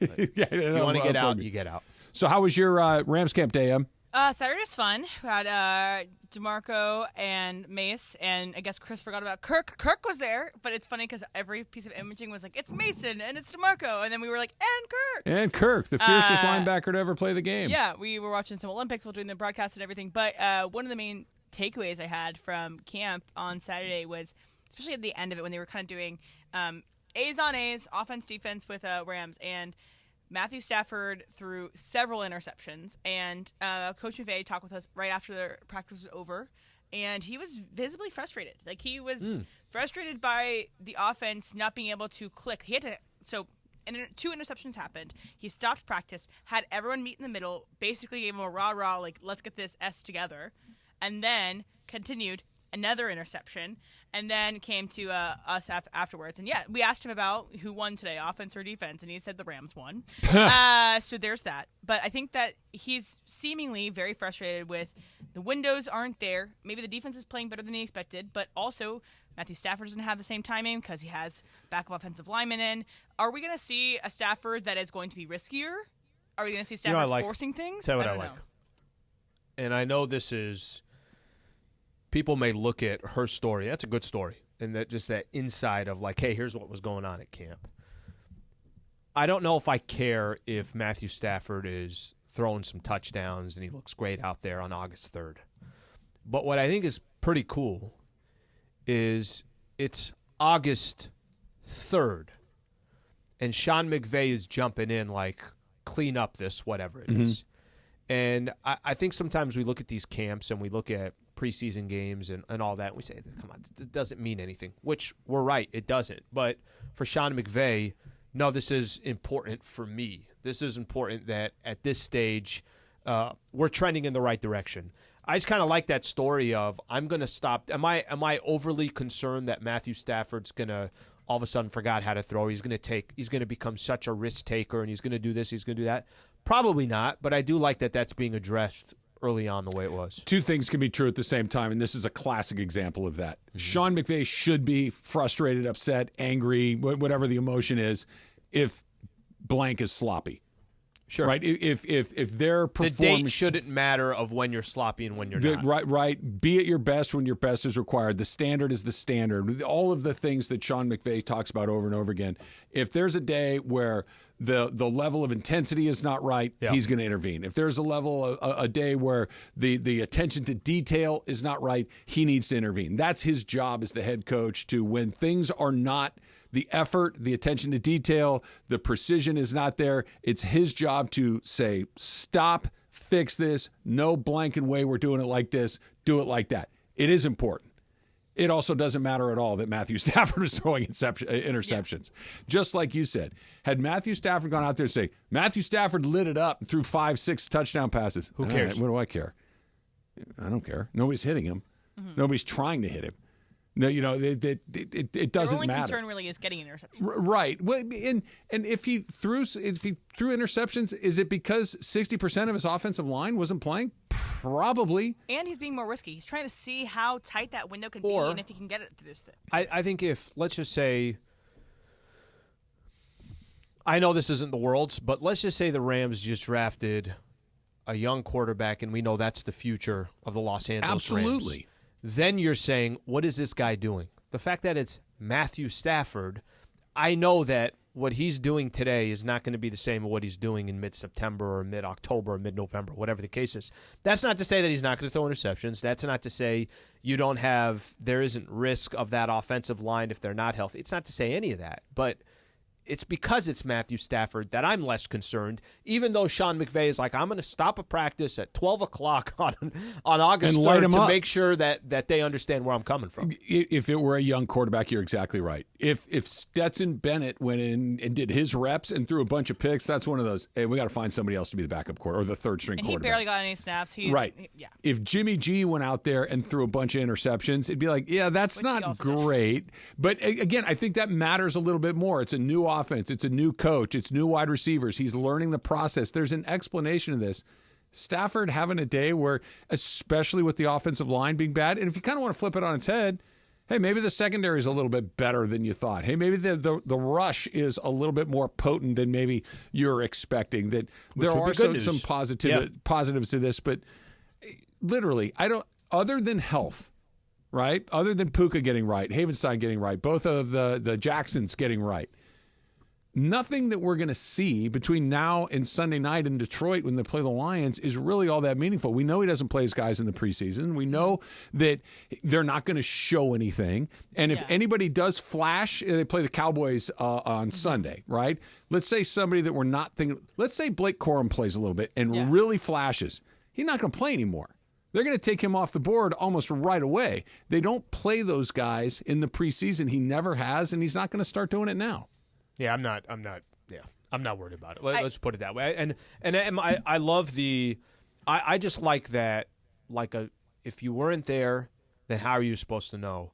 But like we were there whatever it was. Wednesday. The time that we were there was nothing happened where we could tell a story like that. But I like that as we're kind of further along into training camp, that's something that pops up out of nowhere. I do think because the preseason, they don't play anybody. The joint practices are very important. The going against they didn't have a great day on that either, did they? And that's what's going to matter going into the season because they were playing A's on A's. They were playing the main groups, and also. But were they? Like their offensive line wasn't. You know what I mean? Well, it's because they're injured. That's what I mean. But that's why I don't think there's some value, but I don't think there's. If Aaron Donald were out there and getting nowhere, that's a problem. If there are 5 guys who are out there giving up a bunch of air quote sacks and picks, that's a problem. If the guys they're playing on that offensive line have to actually play, what are we doing? But they might have to actually play. Then my point is. I think we know what the result is. And again, another thing, I kind of mentioned this, is that it is Emily's win total went from 10 to 7 after that training camp. That's not, no. But I do think that Matthew Stafford is trying to test his boundaries. I think he's trying to test what he can do because that's one of the key things about Matthew Stafford. Can I tweak that a hair? Is his eye. I think he's trying to test his new teammates' boundaries. I think he knows exactly what he can do. Well, it's what can the what's the kid from Texas? His name? Jordan Whittingham. Whittingham. What can he do? What can Parkinson do? What can Davis Allen do? Like I know what Kupp can do. I know what Puka can do. Yeah. I know what Kyron can do. I know what Tyler Higbee can do. But I want to test these guys to see what they can do. one of Matthew Stafford's key things is he gets balls so fast through windows so small. He sure does. And I think he's trying to see how small that window can get. And I think that is the main thing of he might throw some interceptions because he's being more risky in practice than he will be during a game. That's not going to happen during a game, hopefully, likely. But yeah, some of those interceptions too weren't his fault. It was a bobbled pass, a bobbled non-catch. Tip balls too. Yeah, things like that. So it's not necessarily just Matthew Stafford. The sky is falling. Good news? She is not the good buying. news? Yeah. Josh Carty made all 4 of his field goals.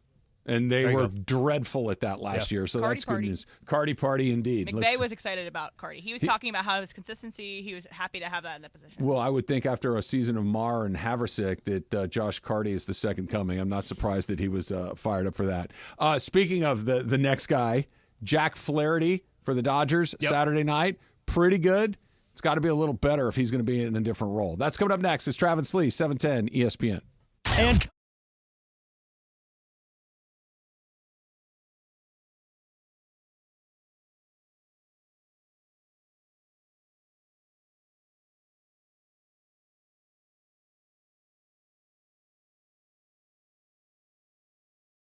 until you get paid. That's right, homeboy. Factor Cap coming up in minutes on the Travis and Sliwa Show on 710 ESPN. Hey, everybody, what's going on? It's Cap, and I want to talk to you about my favorite app, Prize Picks. I want you to download the Prize Picks app, use my code CAPPY, K-A-P-P-Y. They will match your first deposit 100% up to $100. If you put in 100, they'll put 100. You'll have 200. And then you, me, and 5 million other people are all going to play Prize Picks. It is the best time now because we're moving into the summer sports. So this is America's #1 fantasy sports app, and it is game on. And so as we go into the summer, basketball season is behind us. But wait a second, is it? Because I'm going to play WNBA every night. I'm going to play baseball every night, and I'm going to try my best to turn just $10 into $1,000 because I'm going to play all 6. I'm going to build my lineup. It takes like 60 seconds, and you're going to build your lineup. All you have to do is pick your favorite players, pick more or less on their player projections, and let's go have a good time, and let's all be winners. Prize Picks. Download the app. Use my code CAPPY, and let's all play on Prize Picks. Go, Kings, go. Go, Kings, go.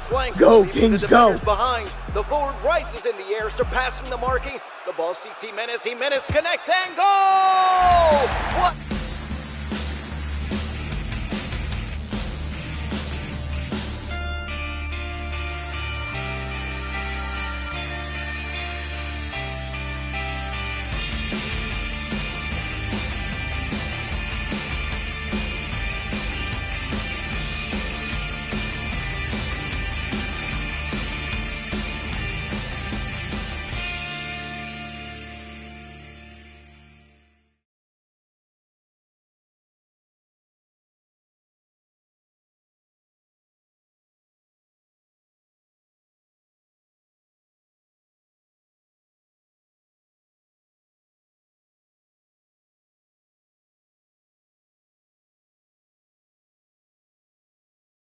This year, Dell Technologies' Back to School event is delivering impressive tech with an inspiring purpose. Learn how Dell is helping Computer Aid, whose work is helping solar community hubs with tech and AI literacy skills to empower remote, displaced, or disconnected communities around the world. Help Dell make a difference and shop AI-ready PCs powered by Snapdragon X Series processors at Dell.com/deals. That's Dell.com/deals.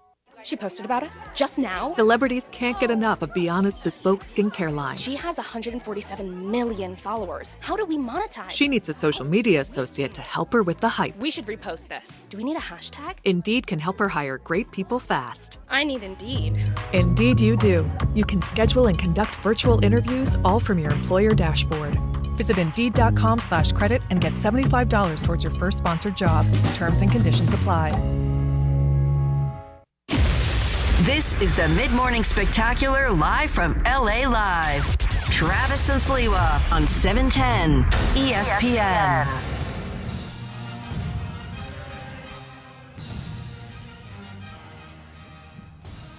Why are we playing the Boston Pops? What happened?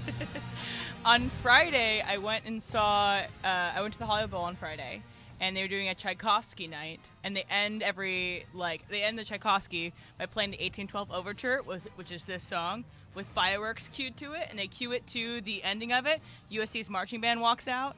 It was very cool. That sounds cool. Yeah, it was like the night before that, about an hour and a half. It's all very like mellow stuff, and then they end on the 1812 Overture. Fantastic. Well, that's a good show closer. Yes, of course. The best of all time. Fireworks show good? Yeah, it was really good. It was very, I haven't seen fireworks at the bowl before, so it was very cool. It was a different bowl experience than I've had before as well, because much more subdued crowd than like a concert, where everyone's like hyped up to see whomever it is.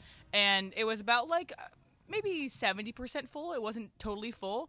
My friend and I like moved forward in our seats, had my best seats that I've had. So overall, very good night, very solid night, and I enjoyed it. Very nice. A great night at the Hollywood Bowl. Yeah, she sent me pictures. She's like, hey, look, your biggest nightmare. But I was like, you know what? I wanted to go Saturday, but Sliwa was in San Diego for the reggae one. That's right. So that was the worst text you've ever sent to the group. Because you don't listen.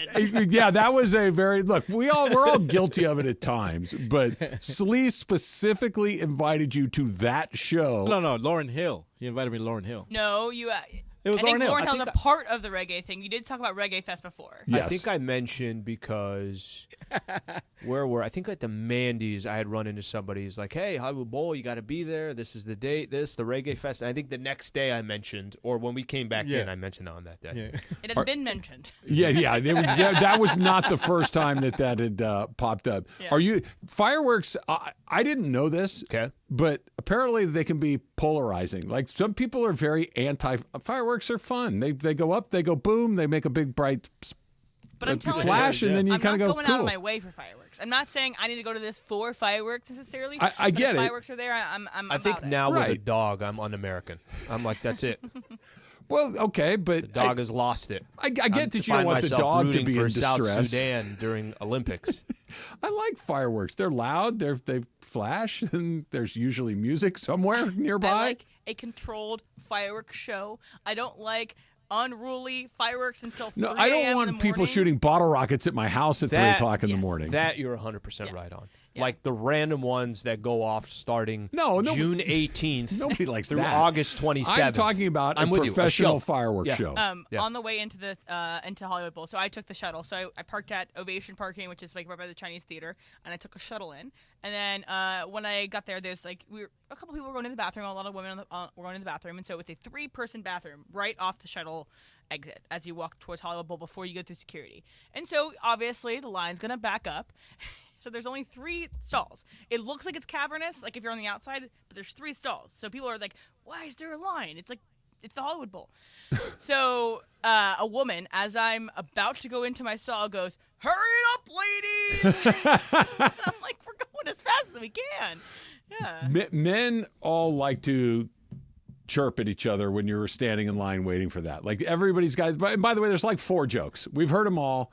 We've been hearing the same 4 jokes for as long as that first time your dad or your older brother took you into the Dodger Stadium trough and you heard that joke for the first time, you heard it every day in every game you went to for the Hollywood Bowl? No. Okay. I think troughs are basically gone for the most part, but okay, can we be real for a second? Jorge and Al, you have never had the pleasure. Okay. The round trough, did you ever experience that one?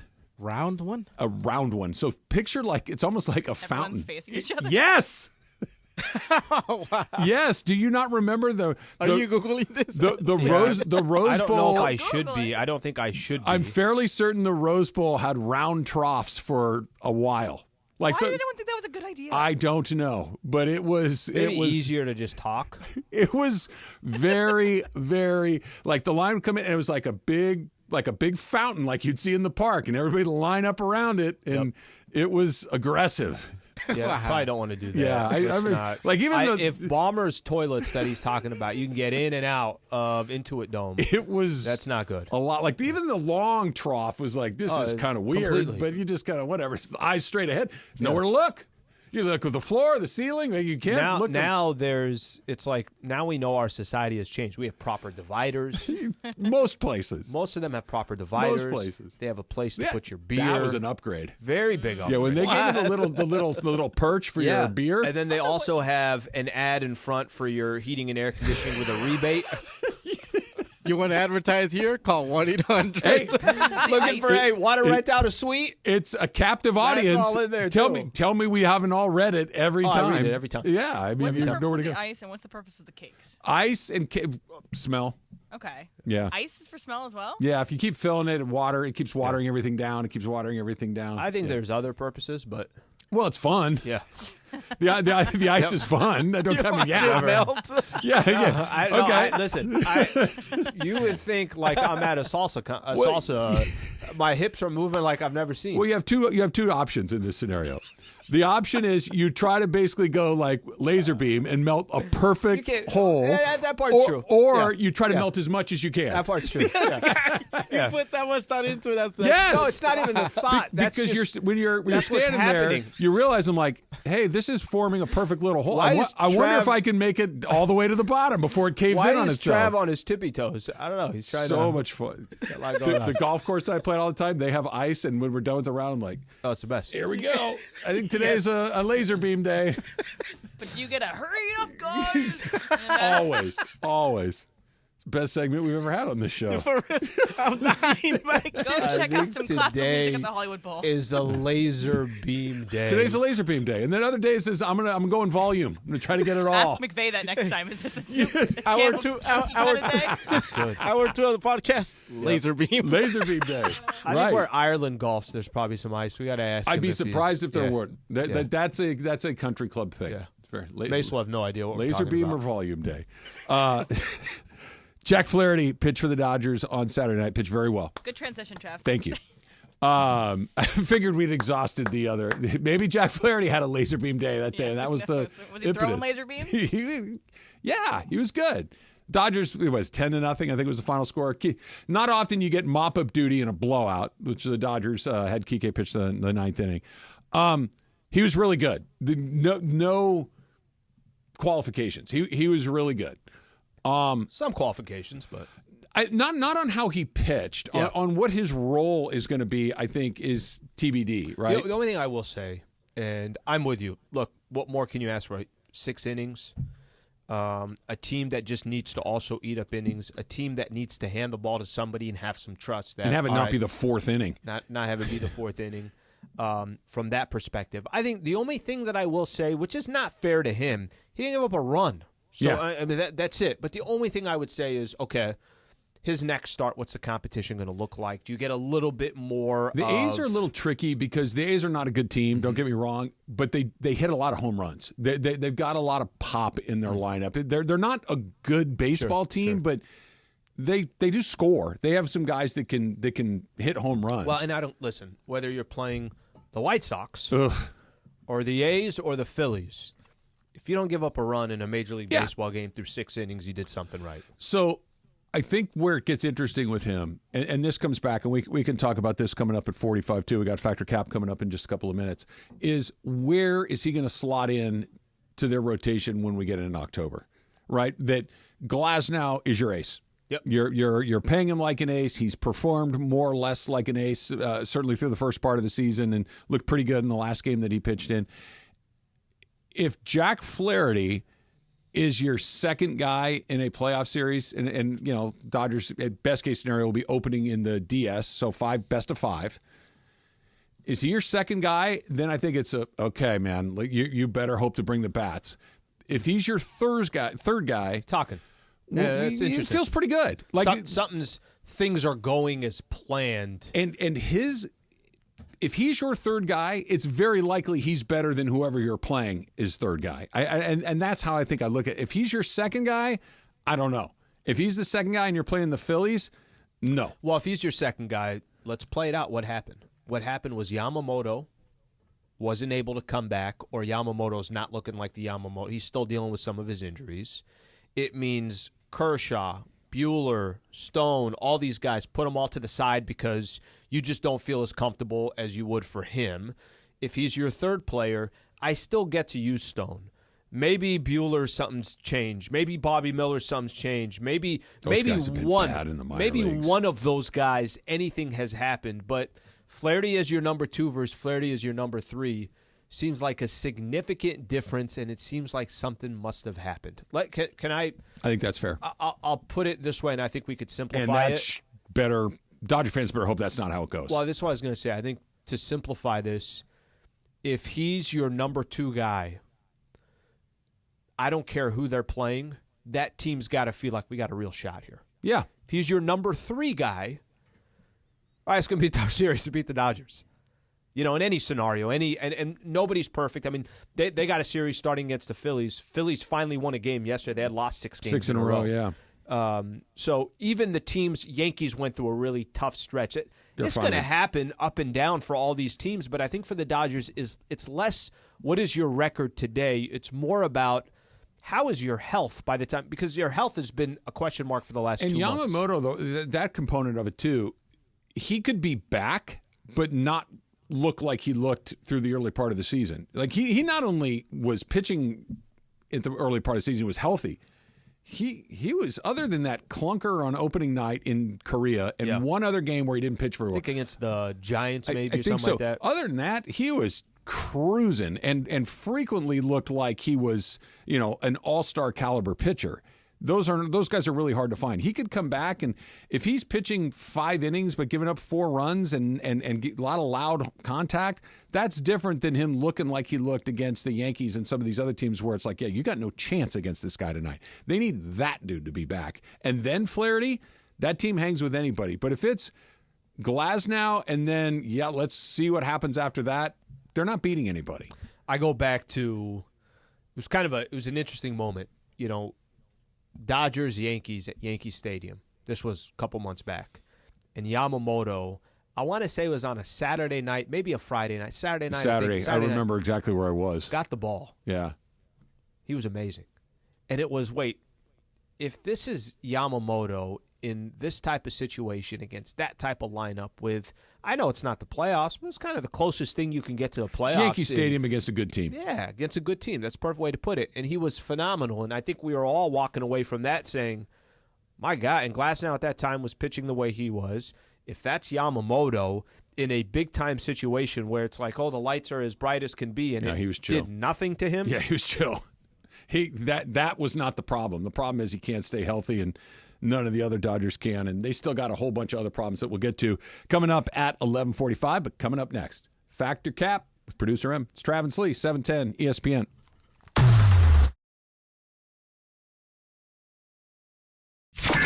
Starting Monday, September 9th, there's a new fall lineup on 710 ESPN, and it means the 9-hour LA Sports Mega Block begins an hour earlier. Even more live and local LA sports talk on 710 ESPN. The Travis and Sliwa Show will start at 9 a.m. Mason and Ireland move back to noon to 3, and Shidano and Cappy start the LA Afternoon Drive Takeover at 3 p.m. And then at 6 p.m., we are the destination for LA sports. It's a new fall lineup on 710 ESPN, and it begins Monday, September 9th.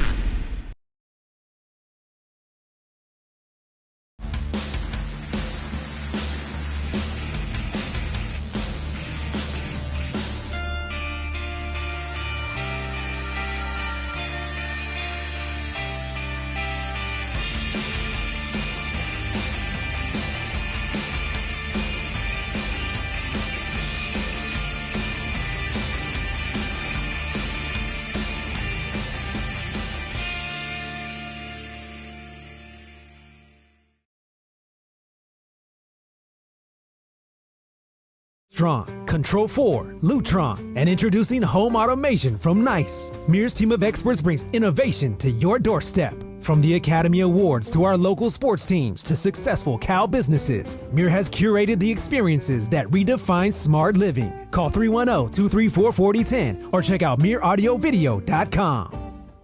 Getting quality employees to fill positions in your company is essential. But finding those people can be a major hassle, unless you use ZipRecruiter. ZipRecruiter makes finding quality people a breeze. And right now you can try it for free at ZipRecruiter.com/free.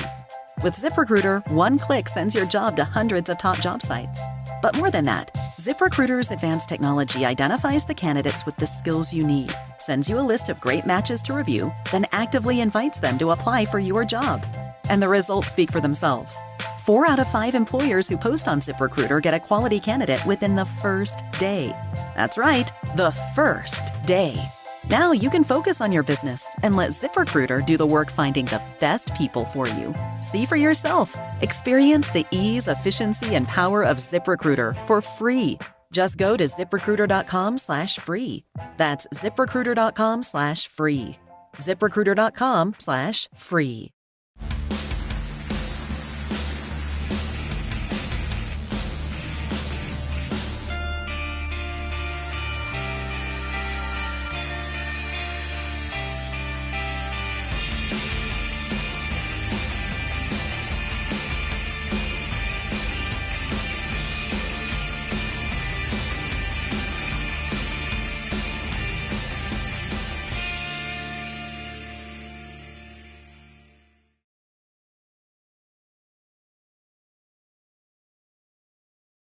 It is absolutely ridiculous, Abdul. And I'm sure we won't use it for imaging at all. Abdul, what are you doing for the Mandy's next year? I'm showing up and bringing Mason some coffee and some Energizer. All right. Okay, there you go. Mason needs some coffee. I had 2 quad espressos today. I don't know what else I can do. Steve Mason and John Ireland, today at 1 p.m. Mason and Ireland on 710 ESPN. And you know what we do each weekday at this time, around 11:30. It is time for Factor Cap. On the Travis and Sliwa Show, presented by the law offices of Joseph S. Normand. Injury attorneys you can trust, just like family. Para la familia. At Normand Legal, you're not just a number. You're a person. You are part of the family. We care for your well-being. You're the number one priority. 213-747-2000. Let's do it. Factor Cap right now. Oh, that's cap. It's so cap, Dad. Everything I've said is a cap, but I'm going to go back. First of all, it's not a cap. It's no, it just is a cap. Welcome to Factor Cap. Hi, guys. Aloha. Aloha. Aloha, Em. I was waiting for everyone to say aloha because I know everyone was going to at some point. Yep. So I'm still fired up about House of the Dragon, and don't misinterpret my tweets. I was not happy with the finale, but I'm overall happy with the season. I think the season was a really good season. I think finale, if it just had one more episode, we'd be fine. It's just that's a penultimate episode. That's not a season finale. Are there unanswered questions? There are not unanswered questions. I mean, yes, obviously there are. It's not a series finale, but there are. If the entire season is you moving pieces on a chessboard to get closer and closer and closer together, you want to end that season when those chess pieces meet. We are still inching closer together. So that's kind of where the dissatisfaction might lie. But I did let out like a very excited yelp at one scene, and I won't spoil it if you haven't seen it, but I was very excited about one scene. So anyway, speaking of House of the Dragon, but it's not going to be about content in it, but House of the Dragon actor Harry Collette, who plays Jacaerys, a young, I would say he's probably 25. It would be the guess for this actor, Harry Collette. He admits he's washed. He admits that Hunger Games is the only book that he's ever read in his entire life. He's like, yeah, I just don't like reading. So my statement is, you would be fine admitting that you've only read one book your entire life, and that book happens to be Hunger Games. Travis, Factor Cap. Cap, because I'm going to answer the question very specifically. You said I would not be comfortable announcing to the world that I've read one book. Again, in this world that you only read one book. No, Cap. I get it that not everybody's going to be the book a week guy or the several books a month, or you go on vacation, you stack them up, you knock them down. I get that. I'm not that either, but try to get through 2 or 3 a year at least, and that's not very many. I just, I feel like somebody that actively avoids that is, I don't know what, but they're telling me something. I can't quite put my finger on it. And one book in your life, Al, that's not very many. No? Definitely, Cap. I am not, if that's the case, I'm not admitting it. I get insecure when you talk about your vacations that you go on. You're like, I cranked out 2 books. Yeah, she knocks them back. Nice job, Al. No, Are you really good for a couple a year? Couple a year. Yeah, me too. But it's kind of a little bit different. I think we've talked about this before. Audiobook, podcasts, there's other ways to, intellectually curious. Yes. Besides just reading a book. Yes, but if I had read one book, I'm never bringing up books to anybody and never admitting that. Jorge, what do you I won't admit that either. But like Alan said, if I want to find something, learn about other stuff, or there's podcasts, there's people, there's rabbit hole. Yeah, there's exactly. you learn about different things through other avenues other than the book. All right, so over the weekend, a Olympic athlete was going viral for losing for a specific reason. So a French pole vaulter, he ended up pole vaulting himself into the bar. Is that what it's called? Yeah. I don't know. Yeah. So he vaulted himself into the bar, and a specific part of his body got hung up on the bar, and people were just commenting about, that's not the worst way to be known. My statement is, this is an incredible way to be known. Al, fact or cap? Man, of all the facts I've ever used, this is the most fact. It's the factiest. Like, that's how this man is going to be known moving forward, and I don't think anybody could be mad at him. He's a loser, though. This is how he lost. The fact that he lost that way, he has become such a winner in life. I know him because he failed that way.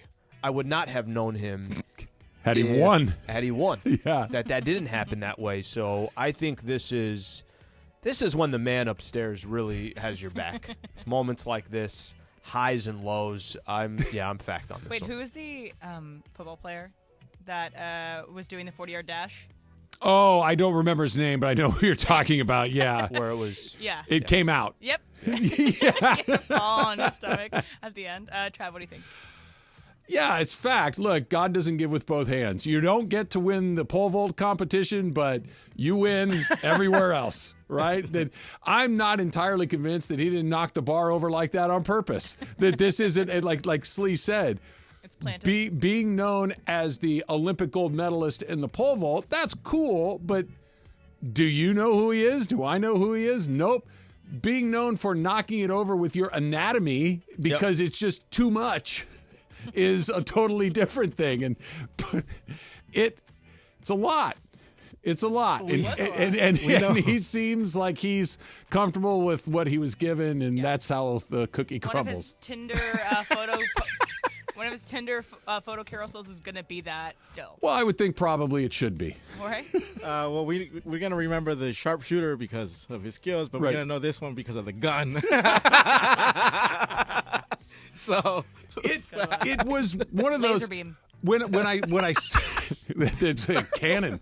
When I saw the headline on my newsfeed, I'm like, and it was, I forget who the outlet was, but it was a very anatomically correct headline. Yeah, a lot of them were. And I'm like, wait, is this The Onion? Like, what is this? And then I looked at it, and I'm like, wait, that actually happened? And I bet you as the guy is going up, getting ready to crest over the top of the bar, realizing that he did not make it and why he did not make it, on the way down, he's probably got a smirk on his face like, yeah, this is going to work out okay. Also, you want to win a gold, so maybe have some tighter spandex next time. I was going to say that, like, with all that, aside, if he makes that jump, he wins a medal, or? I don't know. I don't think anybody cares. I don't think anybody wrote a story about what I was going to say. I don't think any article that's out there on him said anything about that. His life's going to be just fine.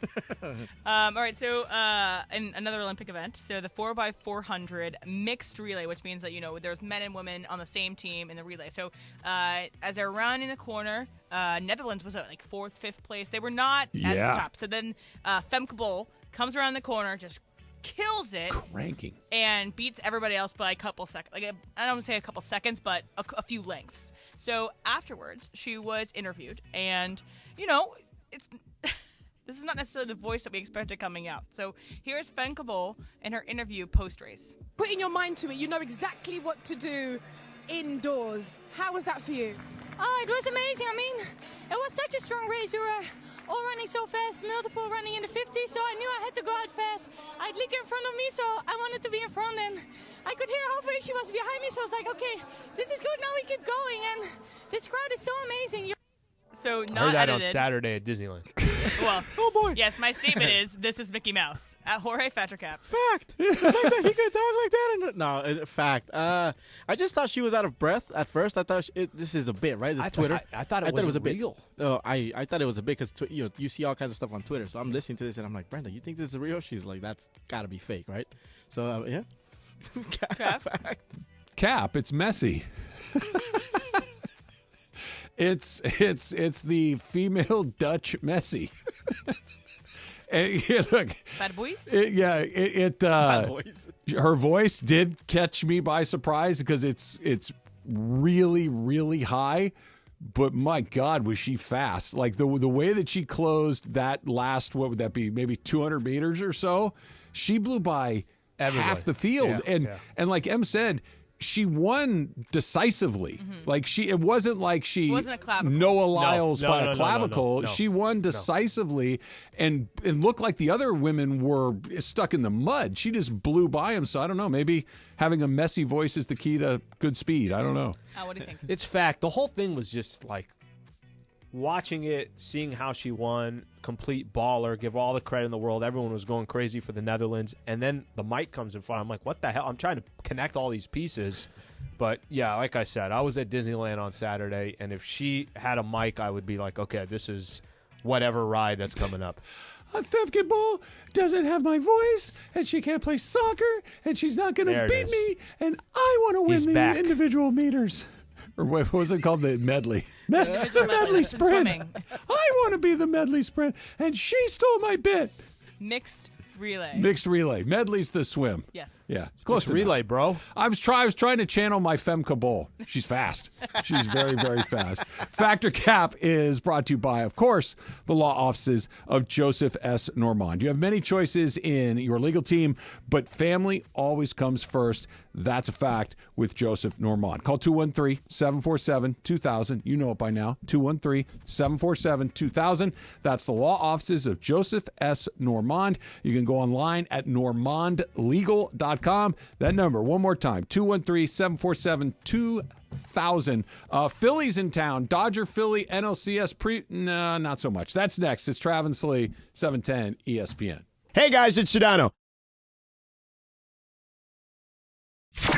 Starting Monday, September 9th, there's a new fall lineup on 710 ESPN, and it means the 9-hour LA Sports Mega Block begins an hour earlier. Even more live and local LA sports talk on 710 ESPN. The Travis and Sliwa Show will start at 9 a.m. Mason and Ireland move back to noon to 3, and Shidano and Cappy start the LA Afternoon Drive Takeover at 3 p.m. And then at 6 p.m., we are the destination for LA sports. It's a new fall lineup on 710 ESPN, and it begins Monday, September 9th.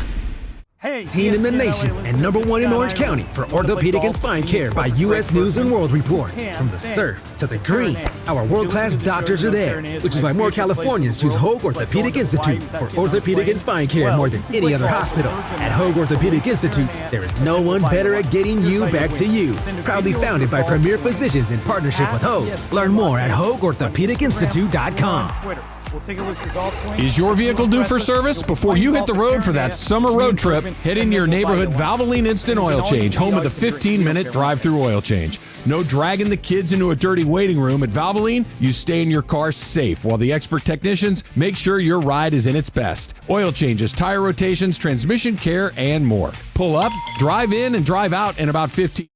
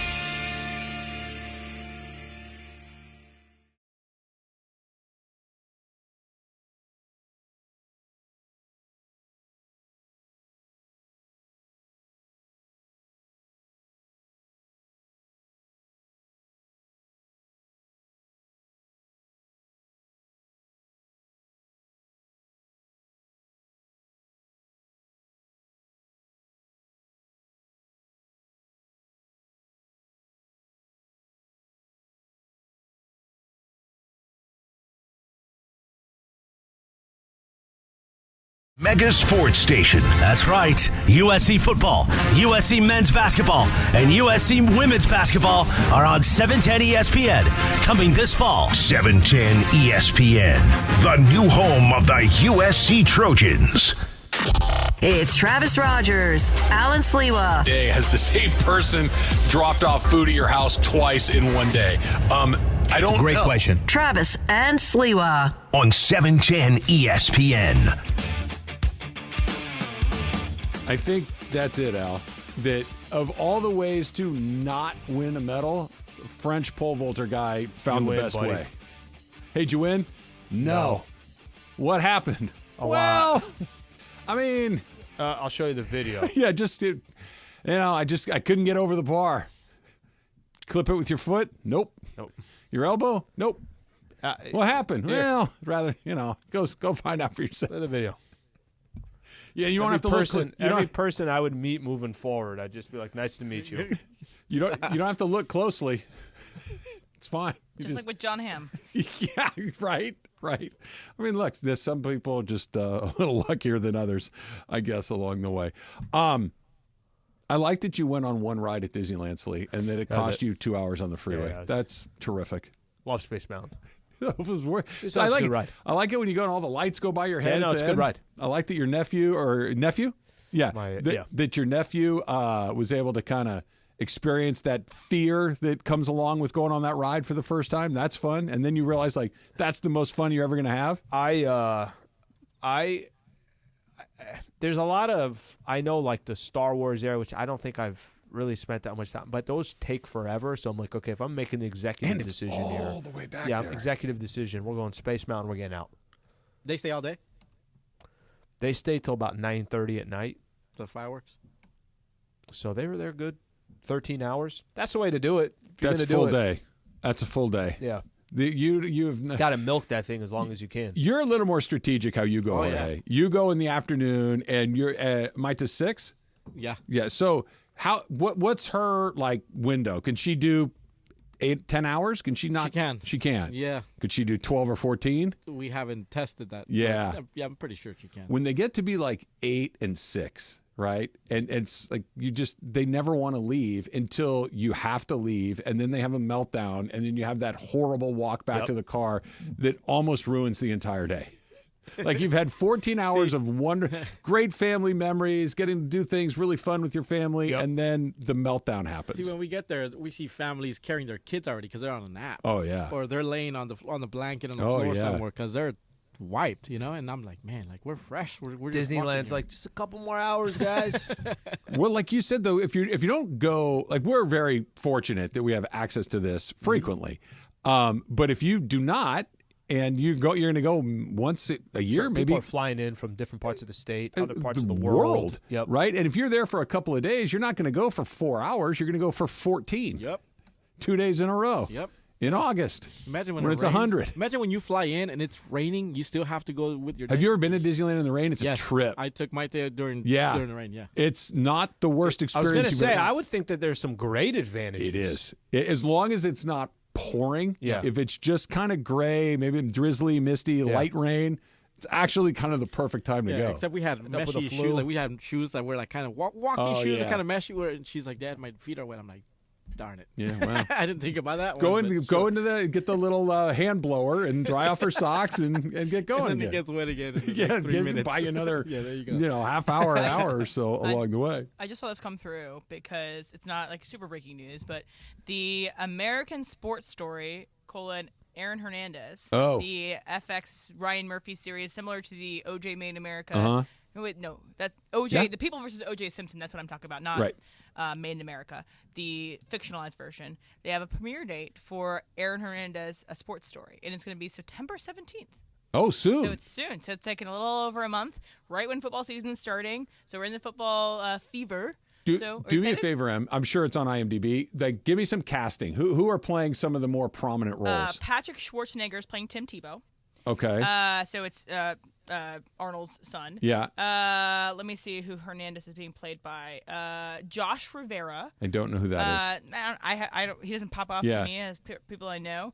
But yeah, Schwarzenegger looks like he's the biggest name that Okay. isn't connected. That I think is good. Because the People versus O.J. Simpson was really well done. I enjoyed it a great deal, but Cuba Gooding Jr. is Rod Tidwell. John Travolta is John Travolta. That you had these actors playing these parts with David Schwimmer as Bob Kardashian. It's like, it's Ross from Friends. Yeah. Like, it's hard to kind of jump off of that. So I found out who Where's Josh Rachel? Rivera. Right. So did you guys? You guys didn't, but did you guys see the new Hunger Games movie that came out last year? So We actually saw it together. Ballad of He Songbirds came and to Snares. Pasadena. If you did see it, he is Sejanus. So he's a big part of that movie, and he was really good. He's dating Rachel Ziegler. Anyway, he's gonna be interesting. He's not that tall, or at least I didn't see him. He was that tall, but he's kind of like a sensitive guy. Yeah. So maybe he could play the more sensitive sides of quote unquote Right. of Aaron Hernandez. So I'm interested to see how he does it. It was either Julian Edelman or who was the guy, Slee, that played for the Patriots and the Chargers too? Wide receiver, white guy, Wes Welker. Oh, okay. Okay. Yep. It was either Edelman or Welker that told a story about when Aaron Hernandez was a rookie in the NFL, right? And like any other sports team or whatever, the new guy kind of gets hazed or has to kind of carry bags or wait to go last to eat or all the little silly things that happen all over the place. Apparently, I forget, Welker or Edelman was telling a story that they were in the weight room and were doing a set on the bench or whatever it was and got up and left the machine kind of sweaty, and Hernandez said something along the lines like, hey, you got to clean up after yourself. And they're like, no, we don't clean up after rookies, kind of doing that thing.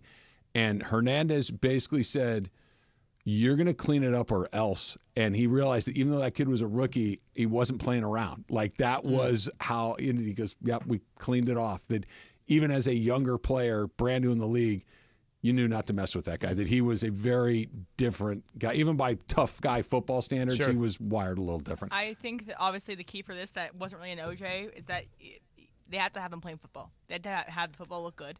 And we saw that with Ramona Sears clipped. Yeah. Maybe they'll get away with maybe not having so much football, maybe just having a couple scenes here and there so you can say that the football is there, but have it mostly be off the field, I think is the best way that they can go about that. Because, again, I don't know if Josh Rivera's played football before, how big he is, same for the Schwarzenegger. So hopefully they can make it still look believable. It's a fascinating story. It's a tragedy. It's endlessly interesting. It's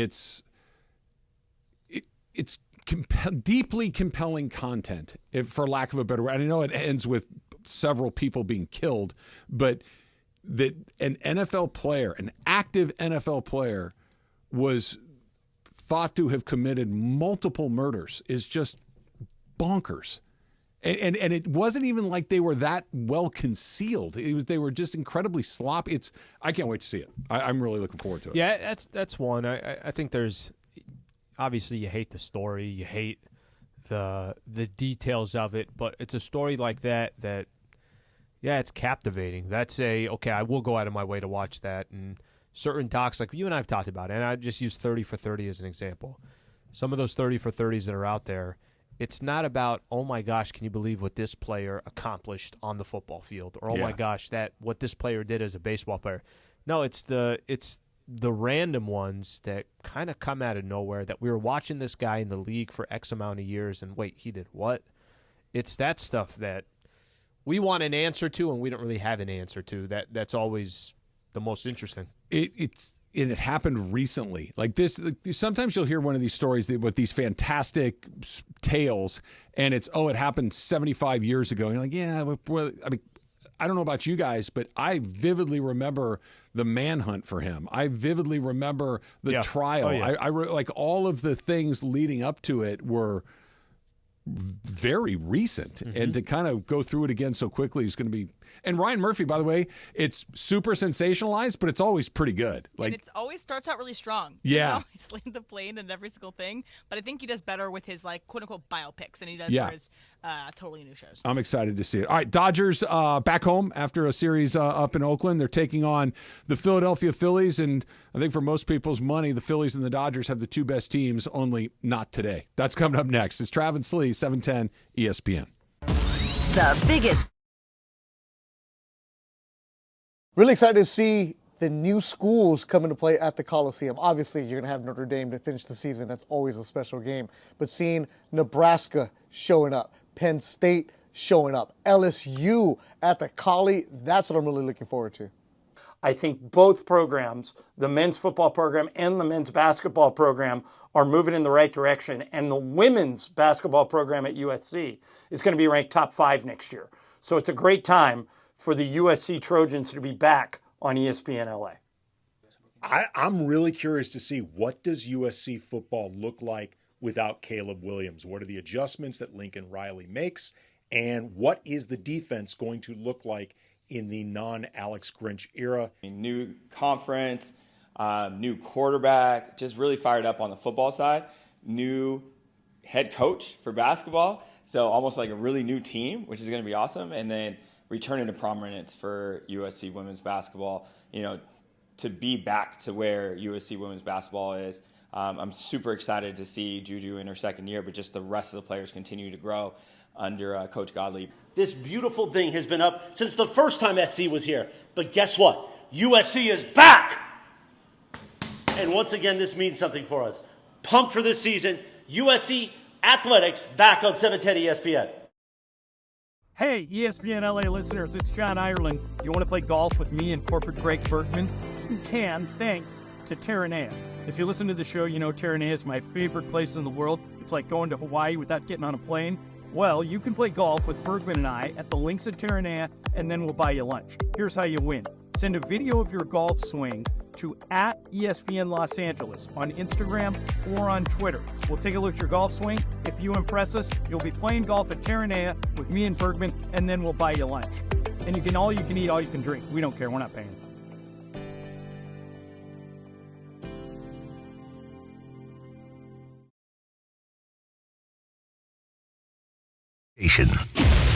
This is the Mid-Morning Spectacular live from LA Live. Travis and Sliwa on 710 ESPN.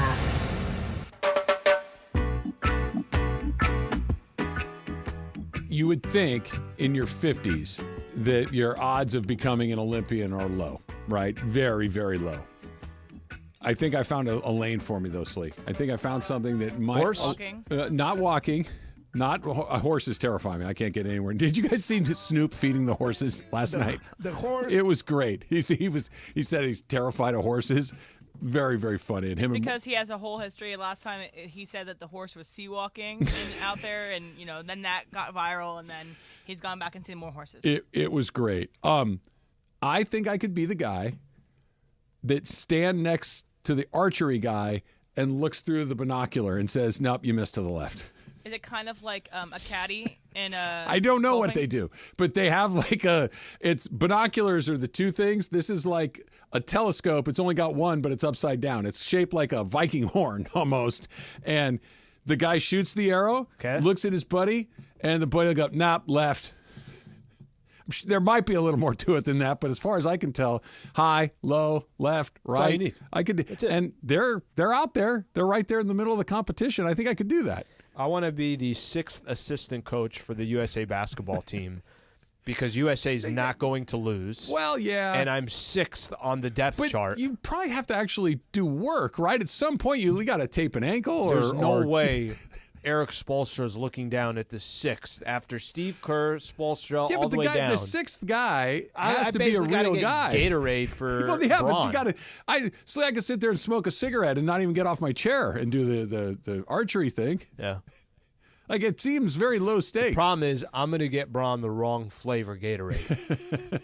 Here goes that's not the French guy because he got over the bar. The French guy is now only on pay-per-view. They took it off. That guy cleared that by a mile. I was watching the women's high jump last night, and the woman from Ukraine won the gold medal. I forget her name. She won, and I don't think she ever broke a sweat. Like the winning height, she just went over, piece of cake, cleared the bar by what would look like 6 or 7 inches. And the Australian woman who finished second kept smashing into it, like not even close. She's that much better than everyone else. I'm loving the Olympics. I absolutely love everything And this is about a rabbit hole I kind of went on, I guess, but it was they on TikTok right now. There's a lot of people saying like, "Yeah, I didn't get the call for the 2024 Olympics," and then just doing fails at I saw whatever that. they did, like a diving fail or a gymnastics fail, and it gets me every time. It's pretty funny. Steve Mason could put together a very good role. He did. Reel. ESPN Los Angeles put out a video There of you go. him doing what is it, a high jump, guys? Last Friday. So yeah, A high jump? Not like it was an older. This clip. is the one where he tried to jump over the himself, box yeah. and broke his foot. Now he's got Everything. screws TV. and plates. Yep, everything. Yeah, that was a big miss for him. Yeah. All right, Dodgers and Phillies tonight, Dodger Stadium. Like you mentioned, Al, Phillies had lost 6 in a row until they won yesterday. Yep. Dodgers have been a 500-ish, if not slightly below 500 team for the better part of 2 months. These are the 2 best teams in the National League. If you just said at their best, these are the 2 best teams. And I'm excited to see the series. I'm excited to see all the star power that's on the Philadelphia Phillies. But the Dodger team that they're going to run, maybe Freddie's back tonight. We can talk about that a little bit coming up. But this is not this is 2 months to go, a couple of heavyweights kind of feeling each other out. This is not what this is. It's not. I mean, both of these teams are. It's a 162-game season. So I think there are times where we want to just see teams, if we think that they're going to just dominate for 6 months, that's just not what happens. No. And I think Phillies and the Dodgers, I will say this. If you're a Dodger fan, you're sitting here and it's August 5th. Believe it or not, I'm not too concerned with the Dodgers. And they still got enough time here to get a lot of their guys back. But just think about this for a quick second. If you went to the standings right now and you look to see, all right, where's everybody? And let's just American League, National League. The Dodgers right now are a game and a half behind the Philadelphia Phillies for the best record in the NL. If you just kind of take a quick second and think about the Dodgers season, think about Muncy, think about Mookie Betts, think about Kershaw just getting his first couple of starts, Buehler being a complete non-factor, Bobby Miller a non-factor, Yamamoto's been out for this long. If I told you go look at the lineups that they've had over these last 2 weeks or so. Just go look at who's actually playing day-to-day for the Dodgers and some of the guys that are coming up and pitching for them. They're a game and a half out of the best record in the NL. If I'm a Dodger fan, I really actually would, and I understand a lot of things got to work their way as well, and they just got to get bodies back. Would you feel optimistic that at least they've gone through 2 months where they've been very average, very mediocre, where I could look at other teams who are playing their best baseball right now? Which one would you rather be? Don't you want to be playing your best baseball and be the healthiest you are as you get a little bit closer to October? I don't think the Dodgers are in an awful spot. I think Philadelphia, the interesting thing with Philly is, they got a lot of their main guys right now. They're just kind of going through a bad stretch. Okay, bad stretches are going to happen. It's not the end of the world. But that NL, if you look at Philly and look at the Dodgers and look at the Braves and look at the Padres, Diamondbacks, it's actually really wide open. And the Dodgers' excuse that they can have is, once we just get our team back, and on top of the additions that they made at the trade deadline, I think they're in a pretty favorable position. It's a new path for them. And what I mean is, we've seen them smash everybody and go into the playoffs as heavy, heavy favorites because, to your point, Al, maybe it wasn't 6 months of smooth sailing, but it was 5, right? And the 1 month that really wasn't was okay.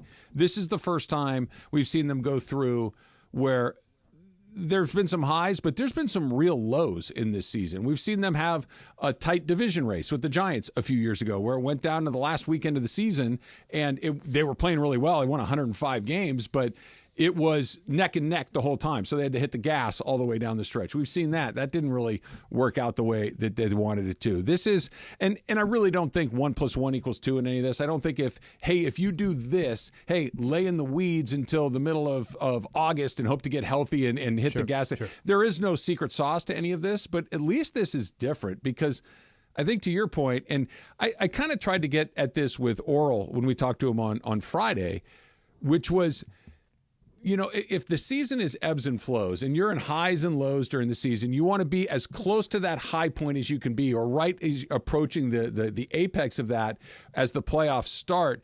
They're clearly nowhere near it. And even bad teams, other than the White Sox, have ebbs and flows.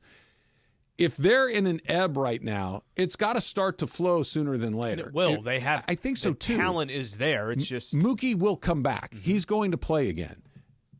Yamamoto, I think, is very, very likely to pitch again. Whether his effectiveness, I don't know, but that flow will come back at some point. I guess it's just how much of it you have. The Freddie thing, I think, is fascinating because Freddie Freeman plays 160 plus games a year and really has his entire career. He just doesn't miss time. He's remarkably durable. This is a different situation because it's the health of his son who was infected with Guillain-Barré. He missed some times in the hospital. He finally went home from the hospital. That's all really good news. Everybody's happy to hear that. But this isn't just that Freddie Freeman's better than Kevin Biggio. Freddie Freeman's a Hall of Famer who plays every single day.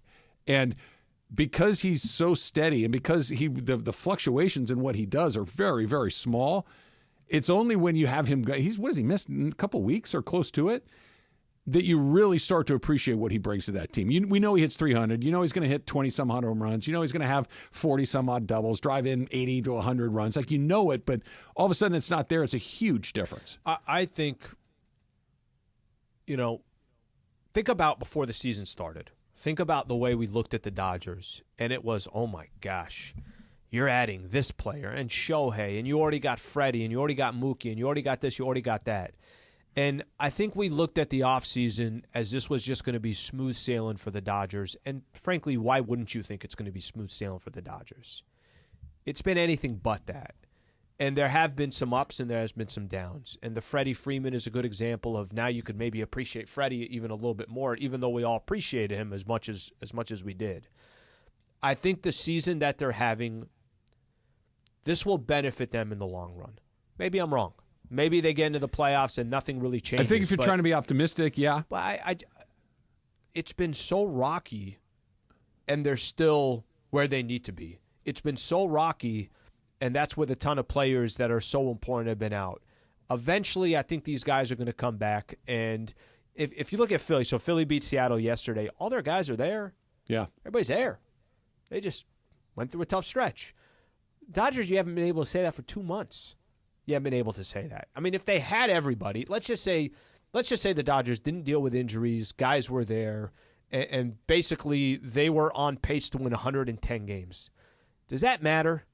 No. How much would that matter? No, not literally. The only situation where them just cruising would matter, and it would matter this much, not a lot, is if somehow they were chasing a record for wins. That's the only scenario where a nightly result would matter a great deal. Here's where I don't even think that matters, is because right now the Dodgers are not a team. Remember the year that the Warriors won 73 games? Mm-hmm. They had banked a couple championships, and it was like, well, what else did we do? Might as well try to break the all-time record. Yeah. Even for the Dodgers, I would, if they were in a situation where they're chasing the all-time wins or something along those lines, it's like, that's not important. What's important is that you guys are ready for the postseason. And I think they'll eventually, and you're right, maybe this is somebody that's looking at it half glass full, but I think there's been a lot of conversation about the Dodgers I do feel like has been negative. I don't think there's been so many things that they can control. Those players are still those players, and they're going to eventually come back. So here's what the Dodgers are dealing with right now. Like, this is just the facts of the matter. Gavin Luck's been hitting third for them. I know he's been hot. I know he's got the fourth highest batting average since the All-Star break. Cool. I've seen him play for 4 years. I know what sort of player he is. I'm not buying it. I know he's hot. Guys get hot occasionally, right? Austin Barnes had an 11-game hitting streak, hit a couple of them. Like, it happens. He's really hot. Good for him. They need him to be hot right now because really no one else really is. They need Who else do you depend on there? If I would have told you at the end of spring training or in May, hey, by the way, you're going to get into the middle, and you're in a race. It's not a super tight race, but you're in a race. It's 4.5 game lead, and Gavin Lux is your third hitter. You'd have been like, what? And I saw that a week ago, and I was like, what? And that's what he's been doing. I agree with you. They're going to get guys back, but what we're talking about, guys coming back, they're all offensive players for the most part, other than Yamamoto, which is a big part of it. But when we talk about guys coming back, it's, well, Mookie's coming back. Absolutely. It's going to make a huge difference. Max Muncy is likely going to show up at some point. Great news. He's a 30-plus home run guy. He's an important player. Freddie comes back after a family emergency. That's really good news. And by the way, confirmed he will return today. Great. That's fantastic. And I hope he has a 4-hit night and tears the cover off the ball. That'd be wonderful. Did you watch Evan Phillips pitch the last couple weeks? Blake Trinan, Alex Vezia, Hudson. I mean, Banda got his first save last night. That bullpen, by the way, there is no... Brusdar Graterol hasn't pitched all year, so could he come back? Sure. Joe Kelly's really never found his groove really all year. Ryan Brazier is another one of those guys that can eat some innings along the way, but is he your lockdown ninth inning guy? No, not really.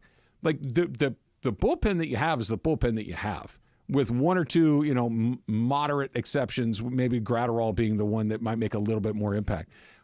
How does that get fixed?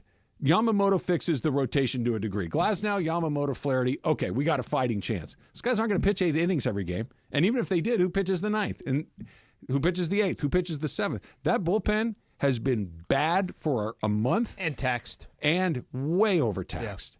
Yeah. And you don't bounce back. Like, you could say, Dave Roberts, starting tonight, hey, look, we're going to be really judicious about how we use these guys. Somebody's got to pitch. Sure. And you got 2 months to go, and you don't bounce back in the middle of the season typically. It's usually an off season that kind of lets you get refreshed again. 1-run game, okay? 1-run game. I don't think Dodgers have a 1-run lead. Yeah, I don't think there's a comfortable answer. Who pitches the 9th inning? I'd have told you Trinan 2 weeks ago. Yeah, probably. And he gave up. Dude, he went from throwing 97, 98 to throwing 92, 93, and the ball does not have that bite, that snap that it had before. Yeah. Vezia competes like crazy. I've actually come to kind of like him because I think he competes. Dude, Evan Phillips, they're pitching him in the 5th inning. Yeah. He was your 9th inning guy for a couple of seasons. Give him the ball. Yeah. You're good. Daniel Hudson has been pretty good, but he's an older guy who's had some injury stuff. Like, there's not one guy that when that bullpen door swings open, you're like, let's go. Last year, that wasn't the case. Those guys were, Phillips, really good. Sure. Trinan, when healthy early in the year, really good. This is a bit of a grab bag and not a good one. I mean, who pitches the 9th inning in a 1-run game in a playoff game right now? I don't think they know. Is that not a massive problem? Who pitches they can't solve. Because that's what I mean. Well, they could have solved. Yes. I mean, they could have addressed it at the deadline. With who?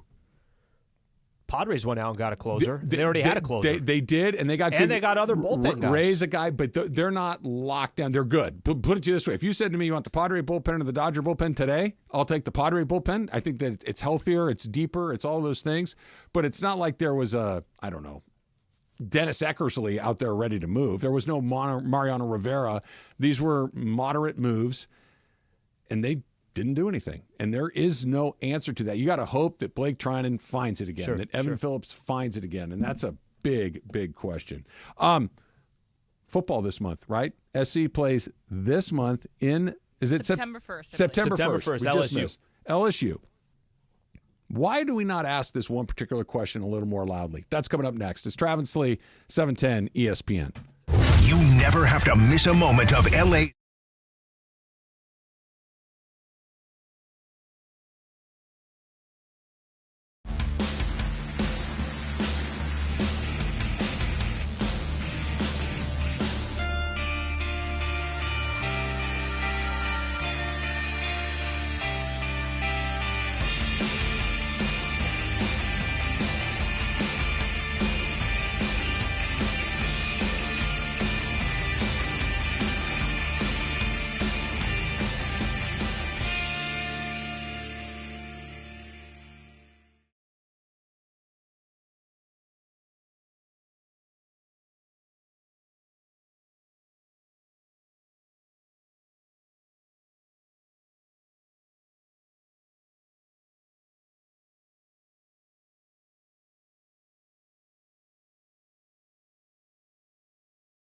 Meats or any side dishes, whatever you need, lo tienen. They have it. Find a store near you at northgatemarket.com. That's northgatemarket.com. Northgate Gonzalez Market. Every visit has a story. Hey, it's Travis. And Slee. By now you have heard about our good friends at the law office of Joseph S. Normand. When my son Bobby was in an accident, we called Joe and he hit it out of the park. That's why I trust Joe. No insurance company is ever on your side. Anything you say to them can and will be used against you. Joe and his team will treat you like family, get you the medical attention you need, and the max compensation you deserve. Call 213-747-2000. That's 213-747-2000 or visit normandlegal.com. The law office of Joseph S. Normand. Are you ready to build your company's dream team? Just like in sports, finding skilled players is essential for success. With Robert Half's winning combination of specialized recruiting professionals and award-winning AI, we'll help you find the MVPs and key role players who will have you hanging banners in the rafters. Because in business, it's all about having the experienced team on your side. At Robert Half, we know talent. Visit roberthalf.com today. Summer's just getting started, so fill your cooler with the smooth and refreshing taste of Twisted Tea Hard Iced Tea. It tastes like real iced tea because it's made with real brewed tea. And with a 5% kick of alcohol, Twisted Tea is perfect for the beach, the lake, or wherever you're hanging out and day drinking with your friends. Look for the bright yellow cans. Twisted Tea Hard Iced Tea. Keep it twisted. Twisted Tea Brewing Company, Cincinnati, Ohio. Please drink responsibly.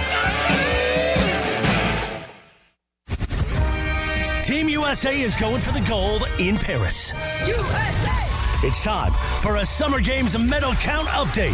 Thanks to our friends at Islands Restaurants. Islands winning the gold medal for the coldest beer in town. And they're off. With your latest medal count, here is Alan Sliwa. All right, here's where we are. Golds, China. Number one right now in golds, 21 gold medals for China. The United States, 19. So they're second now in golds. But if you're counting all the medals, 75 medals for the United States, 52 for China. So USA number one in total medal counts, but they're number two when it comes to golds. A couple things to keep in mind. Simone Biles finishes her Olympics with a silver on the floor exercises. Rebecca Andretti, who was giving her a close chase in the individual, won gold. Biles' medal total now, including 7 gold, 2 silver, 2 bronze, ties Czechoslovakia's Vera Koslova for the second most by a female gymnast in Olympic history. She missed a chance to add a 5th Paris medal earlier when she fell during the beam final, so she finished 5th there. Biles still killing it, but she did not medal in that final one. Of all of the events that the women gymnasts do, I think the beam is the one that's the most freakishly difficult. Because as hard as it is to spin around on those bars and let go and catch and flip, and that beam's 4 inches wide, and they do a flip without putting their hands down. That's crazy. How do you land on something 4 inches wide and flip? What's funny? You know what's funny? When we watch these, like, I almost feel like we watch it, but we never really understand. I have no idea how difficult it is what they're doing. I need like 180 different angles to show and slow down, and like, can you imagine trying? Or show me a regular person just walking that beam, and then let them go on there. I need some kind of. There was something actually I saw. The beam that when they do the camera directly overhead, and you see how it's 4 inches wide. It's that. Okay? Did you guys? And 4 inches wide, you're standing 1 foot in front of the other. Do a flip, land on the beam. That's insane. Did you see this on Twitter? I don't know what this was, but I watched it. It was, I want to say, high school swimmers against an Olympic swimmer. Oh, I saw that one. They take off first, then he does it. Yeah. I think it was in 18 seconds. They counted 18 seconds before the Olympic swimmer took off, and then, he met them all at the end. Yeah. It was whether he won or not. But in 18-second leads, but that gives you some context to it. They're freaks in the best possible way, that they are so much better. And I think that the gym, like the running thing, I get, we're watching what is this? The 5,000 meters, the women's 5,000 meter final. Yep. To be able to run that far, that fast, that's ridiculous. But it's running. We can all run to different speeds, but we can all kind of run or jog or whatever. hold your body weight out in 2 rings that are swinging back and forth, do a flip and land Only on a 4-inch beam. I've seen do it that good was Vince Vaughn in Old School. Run down and launch yourself into the air off a little spring and do 12 flips and land on your feet. Cigarette in his mouth. He's like, still holding. Still holding. All right, the official Islands medal count, of course, is presented by Islands. Go for the gold with the coldest beer in town. Here's an idea. Go watch the Olympics at Islands and go enjoy that cold beer. So SC opens on September 1st in Vegas against LSU. LSU, by most accounts, is somewhere between 8 and 12, depending on where you look, as far as their preseason rankings. So they're pretty good. Yeah. USC, most of the preseason rankings, they're somewhere between 18 and 25. That's kind of they're in the top 25, but down towards the back third or so of it. Yep. They win that game against LSU, they're right back in it. And obviously, what do you mean? Explain to me what you mean. They're coming into this season with a big fat. I don't know if they're going to be any good. I don't know. What are they projected? 6th in the conference? 6th in the conference. Okay. I don't know if they're in the mix to actually compete for a national title, but if they show up, beat an SEC team, go into the Big Ten, and all of a sudden can win a game or two right out of the chute there, they're going to get a ton of mo. They get their doors blown off. They lose that game to LSU, and it's a welcome to the rest of your life, USC. It's a really weird game for them. Depending now, if they lose on a field goal, if they win on a field goal, you're off to the races. It doesn't matter. Yeah, it doesn't but matter how they lose win. on a field goal. It's like, okay, maybe they're a little bit better, but I really do think a win kind of launches them in a direction that I don't think anybody has them right now. It may not last super long. You go into the conference, you lose a couple, and we're right back where we started. But they could buy some very goodwill with that opening win. It's interesting coming in because I think last year, Lincoln Riley's first year, I thought they played well. I thought they accomplished a lot. I think that momentum of, oh my gosh, this is going in the right direction. And then you got last season. Caleb Williams was coming back. You had your quarterback. You knew what you were going to get from your quarterback. The question really was going to come down to USC. Can they build off that first year with Lincoln Riley? Of course they can. Why wouldn't they? And Caleb Williams is there. They couldn't play lick of defense, and they had a really, really bad last year. And now you come into the Big Ten, you're projected to be 6th. The question is going to be, how many eyes are really on USC right now? I think they're under the radar for as much as SC can be under the radar. I think they're a little bit under the radar. You're paying attention in that Is there conference. a difference, and maybe there isn't, you tell me. Yeah. Is there a difference between being under the radar and just no expectations? Because I don't know if they can ever be under the radar because of who they are. I think they have no expectations. I think no expectations is probably a better way of describing it. Yeah. There isn't expectations. But when you don't have expectations, what's not going to happen if they lose Game 1 against LSU is you're not going to have a lot of ticked-off USC fans calling in and saying, well, why the hell didn't they win that game? Well, they didn't win the game because they're not as good as LSU. When there are expectations, typically it's the noise gets louder the more disappointing losses you have or the games that you're supposed to win. So it's kind of an interesting path for SC to walk into.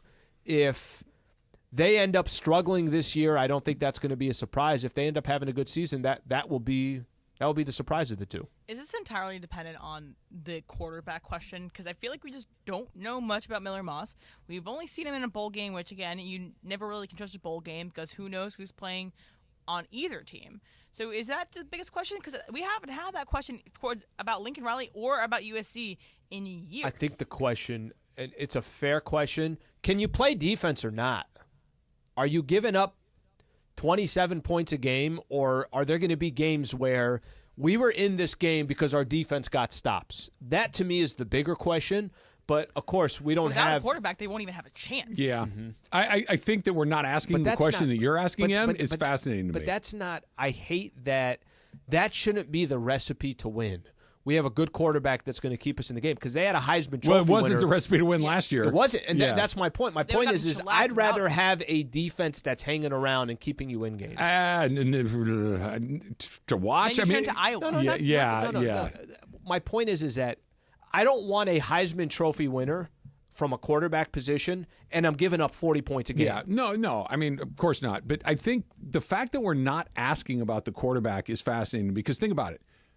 What's the one thing? There are some criticisms of Lincoln Riley that I think are very fair. So you just were talking about the one that I think is the most obvious. Dude, you can ever figure out how to stop anybody? Right? That's pretty good criticism and a very accurate one.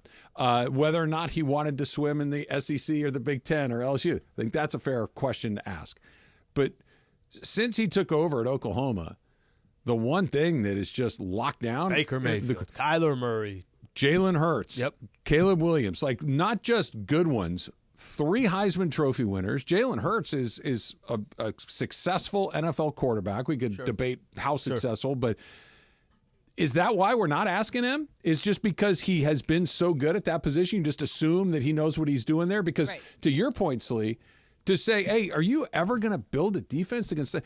Yeah, that's a fair question. But to say, hey, who's your quarterback? If he goes, dude, I got it covered, I believe it. It's like asking Sean McVay if he has his offense covered. I believe that he's going to get that right, hopefully. But this is the first time I feel like, again, maybe I'm wrong with this, but I tried to look into it a little bit. But I think this is the first time that it won't be his choice of a quarterback. Yeah. Not that he didn't elevate Miller Moss, but he didn't recruit Miller Moss necessarily. Wasn't his guy. He came to USC, I believe, before Lincoln was there.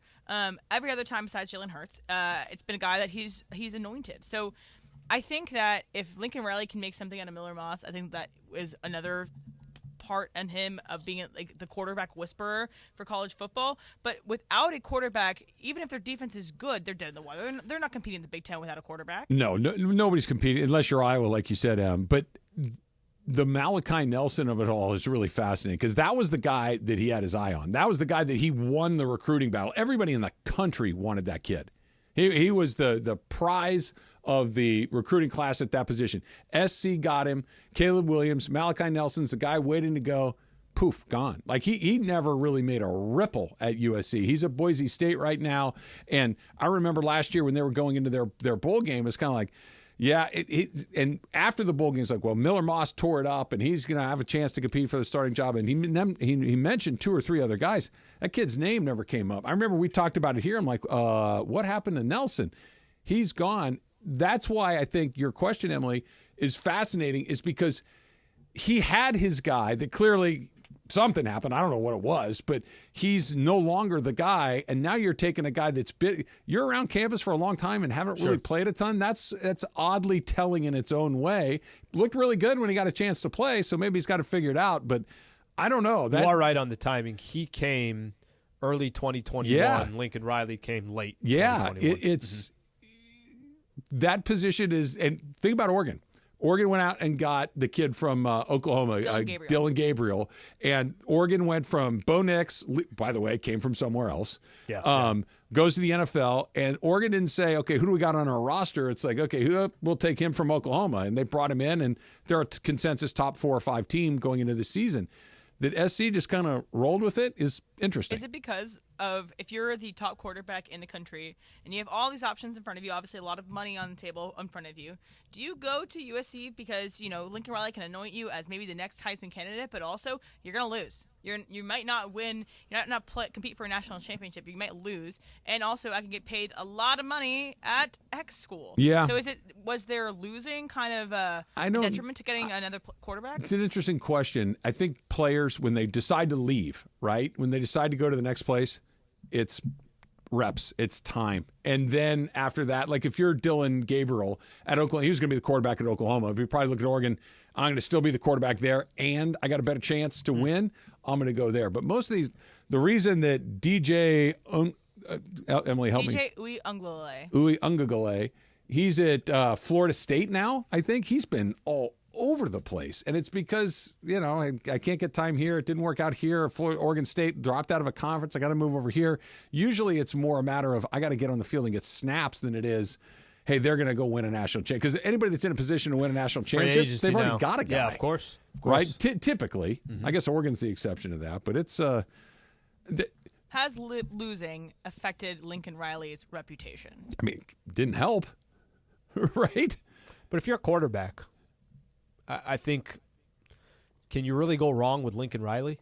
If you're a top quarterback across the country, I don't think you can. Like, there's no evidence to suggest that that's a bad decision. Number 1 overall. To be honest with you, there should be a little bit of a line of like, hey, so that brings up that goes back to her point, right? So why wasn't there a line? Mm-hmm. If money or losing? Well, SC's got an NIL program. I can't imagine. Caleb Williams was making. Is there a world where They like this guy. Sure. I can work with this. Yeah, maybe. We'll find out. LSU's a pretty good test to find out right out of the chute. Hot and Cold is coming up next. It's Travis Slee, 710 ESPN. Summer's hot. You want to make sure that your car is running at its best. Because imagine this. You're driving down the freeway. You're going on a vacation. You're going to take that summer road trip. And your car starts not working right? You see all that smoke coming out. You're stuck on the side of the freeway. It's 100 degrees outside. Doesn't that sound miserable? How about you skip the whole thing and head into your neighborhood Valvoline Instant Oil Change, home of the 15-minute drive-through oil change. That way, you're going to get the service of 30 years of experience. That's how long they've been doing it, providing quick and convenient automotive maintenance services for busy people like you and me, which means you don't even get out of the car. At Valvoline, you stay in your car nice and safe while the expert technicians make sure that your ride is at its best. Oil changes, tire rotations, wipers, transmission care, and a whole lot more. Just pull up, drive in, and drive out in about 15 minutes. Close your eyes. Take a 10-minute nap. It'll pick you up the rest of the day, and your car is going to be running at its best. There's one right by you. Wherever you are, you're like, yep, that's right. 80 locations around Southern California, ready to get your ride, ready for the road in no time at all. Here's how you find one. SoCalOilChange.com to find one of those 80 locations and to grab yourself some game-winning coupons off of your next Valvoline Instant Oil Change. Coming up today at 4 p.m.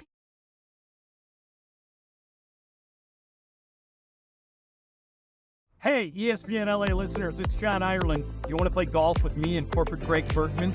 You can, thanks to Terranea. If you listen to the show, you know Terranea is my favorite place in the world. It's like going to Hawaii without getting on a plane. Well, you can play golf with Bergman and I at the links at Terranea, and then we'll buy you lunch. Here's how you win. Send a video of your golf swing to @ESPN Los Angeles on Instagram or on Twitter. We'll take a look at your golf swing. If you impress us, you'll be playing golf at Terranea with me and Bergman, and then we'll buy you lunch. And you can all you can eat, all you can drink. We don't care. We're not paying.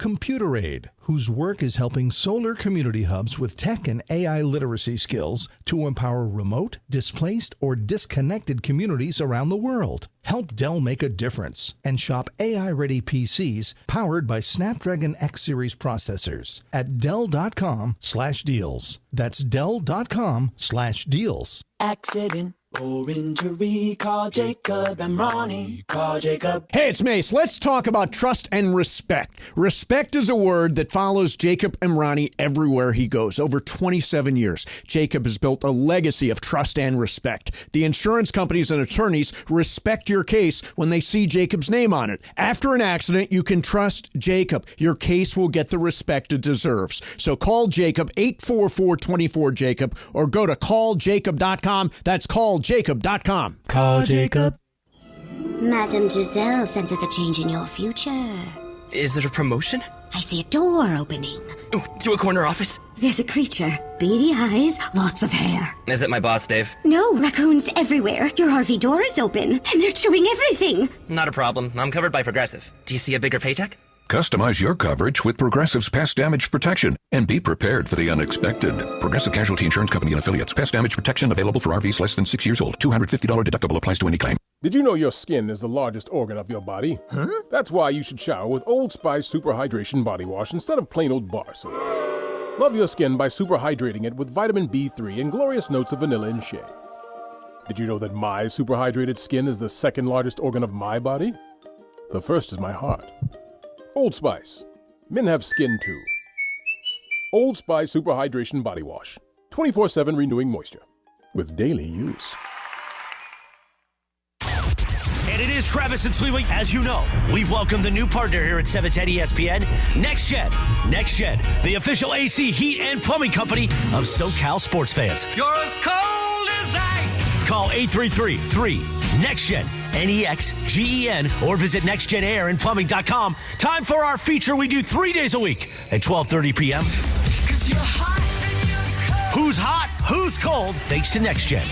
Boy, time for Who's Hot? Who's Cold? Take it away, Producer M. Boy, who's Aloha. hot? It's people reacting to the NFL 100. Oh, I thought you were going to say something else. Sure. Yeah. Again, everybody's embarrassing me at Rams training camp because every time Jimmy G walks by, they're like, "Oh, Emily, there's Jimmy G." I'm Pretty like, handsome. Be quiet. He can hear us. He's pretty handsome. We're on a speaker. But people reacting to the NFL 100. So the NFL 100 is voted on by players. So each player has the opportunity to do their list. Ranked, I believe they have like a choice of 20 players, 25 players, somewhere in that range, and just rank 1 through 20 their players. And so what came out as the NFL Top 100 was Mahomes was at number 4. Okay, here's 3. 3 was Christian McCaffrey. 2 was Lamar Jackson. And 1 was Tyreek Hill. So, do you think people are just in their fiery Those were the reactions? 3 people that voted. Yeah. Are people justified in their fiery reactions to Mahomes being at 4? Look, I'm not trying to put you on the spot here. Do you have the specific question that people were asked? They aren't asked. So Okay. they are given a sheet of paper. Yeah. And it says the NFL 100, rank your top 20 players in the NFL. Not in any just Not in like any. So it you're is ranking in order. them by order. You're ranking Yes. them in order, but it's not by like position. Then the people that vote on this in the NFL are not paying attention because I don't players, by the way. Yeah, the It's players not are even that not they're paying not paying attention. attention. There's just no point of paying any attention to this. Yeah. Like, it's such an absurd. Like, I don't even have any emotion towards it because it's absurd. It's absurd. It's. Think of any other team, any other sport out there, and just come up with it. This happens pretty frequently, by the way. They'll rank things, but usually they'll do ranking. It's a billboard list. It's this, whatever the case is. And they do it just to kind of get people triggered. Now, the difference in this, if it's actually the players, then they're idiots. Tyreek Hill? They're idiots. Like, look, Lamar. Don't even do Lamar. Well, no, but Lamar Jackson is the wrong answer, but if I squint hard enough, I can see it. I can't. MVP last year. Right. I can't. He's a multiple-time MVP. Is the number 1 seed. Like I said, it's the wrong answer, Yeah. but at least you can kind of get me there in some way, shape, or form. Christian McCaffrey, you could argue, is incredibly versatile. They're the best team. He's the most valuable person to his team. Not as valuable as Patrick Mahomes is, but okay, sure. Tyreek Hill's really fast. Did anybody see Tyreek Hill in that playoff game? That didn't matter a whole bunch. Oh, no. I remember Patrick Mahomes driving down the field in overtime of the Super Bowl to win. I do seem to remember that. I seem to remember him winning the Super Bowl for the 2nd consecutive year, for the 3rd time in the last 5 years, I think it is. That seems to be pretty important. I know that every opposing coach in the league, that if number 15 has the ball at the end of the game, they know they're going to lose. I know that much of it. It's just goofy. Is the Lamar piece, especially if this is players that are voting, is he just more popular internally with the players? There's probably a little bit of a jealousy factor with Mahomes. People have a lot of Mahomes. respect of Lamar. And you should. And I'm not saying don't take away the respect, but that's absurd. If you go take every GM, every head coach, you get any player in the league, who's not saying Patrick Mahomes Nobody. first? Other than the people that voted in this poll. Other than Lamar Jackson and a couple others. Yeah. It's not his fault, but I think it's absurd. One more thing to add. So this is how they did in 2018, but I believe in 2018, because I was a part of tallying these votes when I worked for the NFL. They do it during the season, so it's pre-postseason. So you didn't see that Patrick Mahomes had won his Super Bowl. But again, even before that, you should have. You didn't need to. Look, yeah, you didn't need to. This is not going to happen. But let's say in an alternate reality, Patrick Mahomes and the Chiefs go 5-12 this year, and they do this poll again next year. Patrick Mahomes is still the number 1 answer. he's still the number one answer. Unless he has some sort of physical, something changes in his physical world, he is the number one answer for a very long time because I've seen it. Lamar Jackson is cool if you're flipping highlights or you're on your phone and like you watch Lamar. Yeah, that's great. Hey, I need you to go win this game with Lamar Jackson. Tyreek Hill can't do anything unless the quarterback's getting him the ball. It's crazy. Also, by the way, Team USA, Valerie Ullman just won gold in the discus. She nearly threw it out of the damn stadium. That thing was flying. Yeah. Well, the Croatian one, I think she's from Croatia. She hit the net, and she was just like, oh, man. Okay. Most dangerous event at the Olympics. Javelin? That's near, but it seems close. Hammer. Oh, yeah. Oh, my God. It's a cannonball on a chain. You got to be Trunchbull out there. It's literally a cannonball on the end of a chain, and you spin around as fast as you can and then just let it go. My God. So when the damn thing hits the ground, the cannonball plugs like a foot deep into the ground. Imagine if that hit somebody. It's nuts. Have you seen the video of the javelin where it goes through the judge's face? I've seen the one where it hits the guy in the chest and I think sticks. It is the chest. Yeah. I think he survived. I think. Yeah. But the cannonball on a chain would kill somebody. Again, it's nuts. If you see Matilda, you know that Mrs. Trunchbull was the Olympics in the hammer, Oh. and then does it with the little girl with the braids in the movie. Anyway, all right. So what's cool is Luke Combs. So Luke Combs in his show, I can't believe I couldn't remember what city it was from, but Luke Combs at a show was introducing, talking in the middle of a set, and he said that his team, his fantasy league's punishment this year was that the losers had to come out and sing a song. And I believe it's a song that Luke chose for them. So this is the sound of Luke's friends singing Walkin' in Memphis in front of this stadium full of people here to see Luke Combs. I want everybody to get a nice look at their blue suede shoes because these boys are about to be walking in Memphis with y'all. So come on. Suede shoes and I'm running the plane.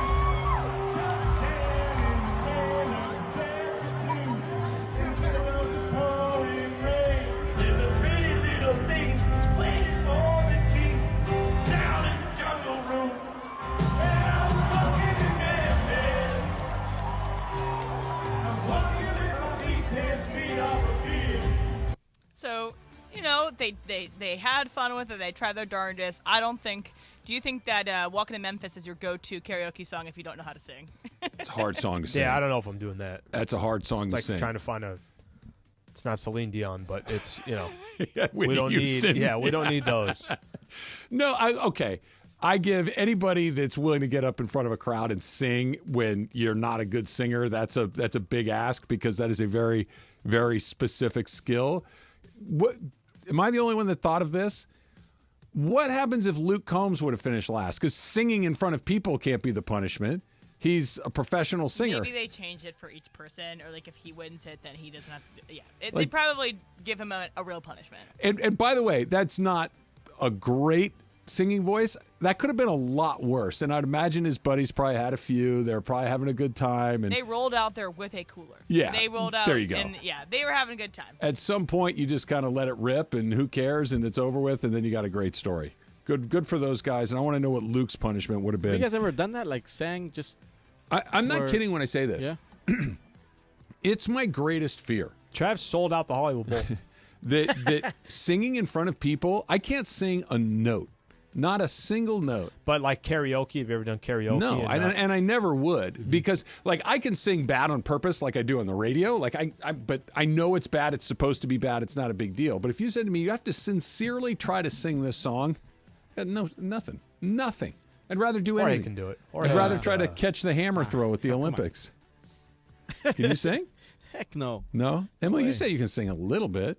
Not anymore. No? Well, I used to sing in choir and was in musicals, but I'm not going to sing. She retired. I mean, I sing in my car, in front of Brenda, in front of my kids. But other than that, nah. Brenda churns down the radio. She's like, this is better. What's the accompaniment? Yeah, this is better. Who's Hot, Who's Cold is brought to you by Next Gen, the official AC Heat and Plumbing Company of SoCal sports fans. Call 833-3-NEXTGEN. That's 833-3-NEXGEN. Or visit nextgenaronplumbing.com. The Dump, little super crosstalk coming up next. It's Travis Lee, 710 ESPN. Prize Picks, basketball, the NBA basketball at least may be over. But that doesn't mean that you can't play Prize Picks. I played Prize Picks baseball basically from the moment that spring training starts until where we are right now, all through the end of the postseason. You play the long game. I have some long game, and I love the short game. And I don't mean to give away any secrets. Shohei Ohtani's a pretty good pick. But this is Prize Picks. You pick 2 to 6 players. You pick more or less on their stat projections.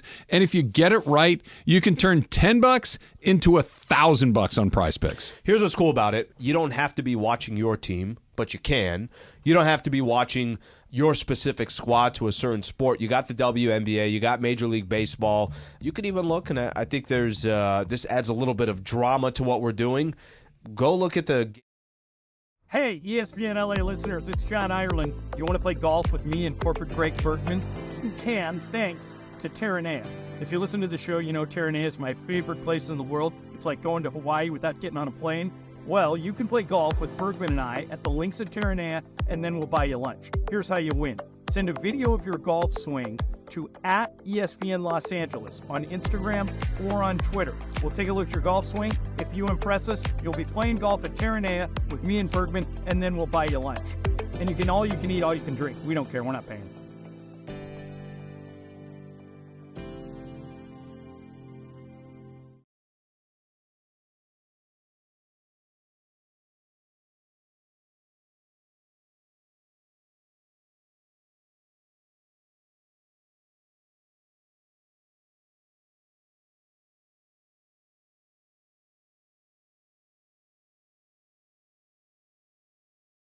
She's not worried. With the Chase mobile app, she can lock her card till it turns up. Tools that help protect. One bank that puts you in control. Visit chase.com/checking. Chase, make more of what's yours. Chase mobile app is available for select mobile devices. Message and data rates may apply. JP Morgan Chase Bank, N.A. member FDIC. Critics and audiences can't get enough of Deadpool and Wolverine. Next level. It's the most fun you'll have watching a movie this summer. The hierarchy of power in the Marvel Universe is about to change forever. You really are God's perfect idiot, aren't you? It's Marvel's biggest triumph. Damn straight it is.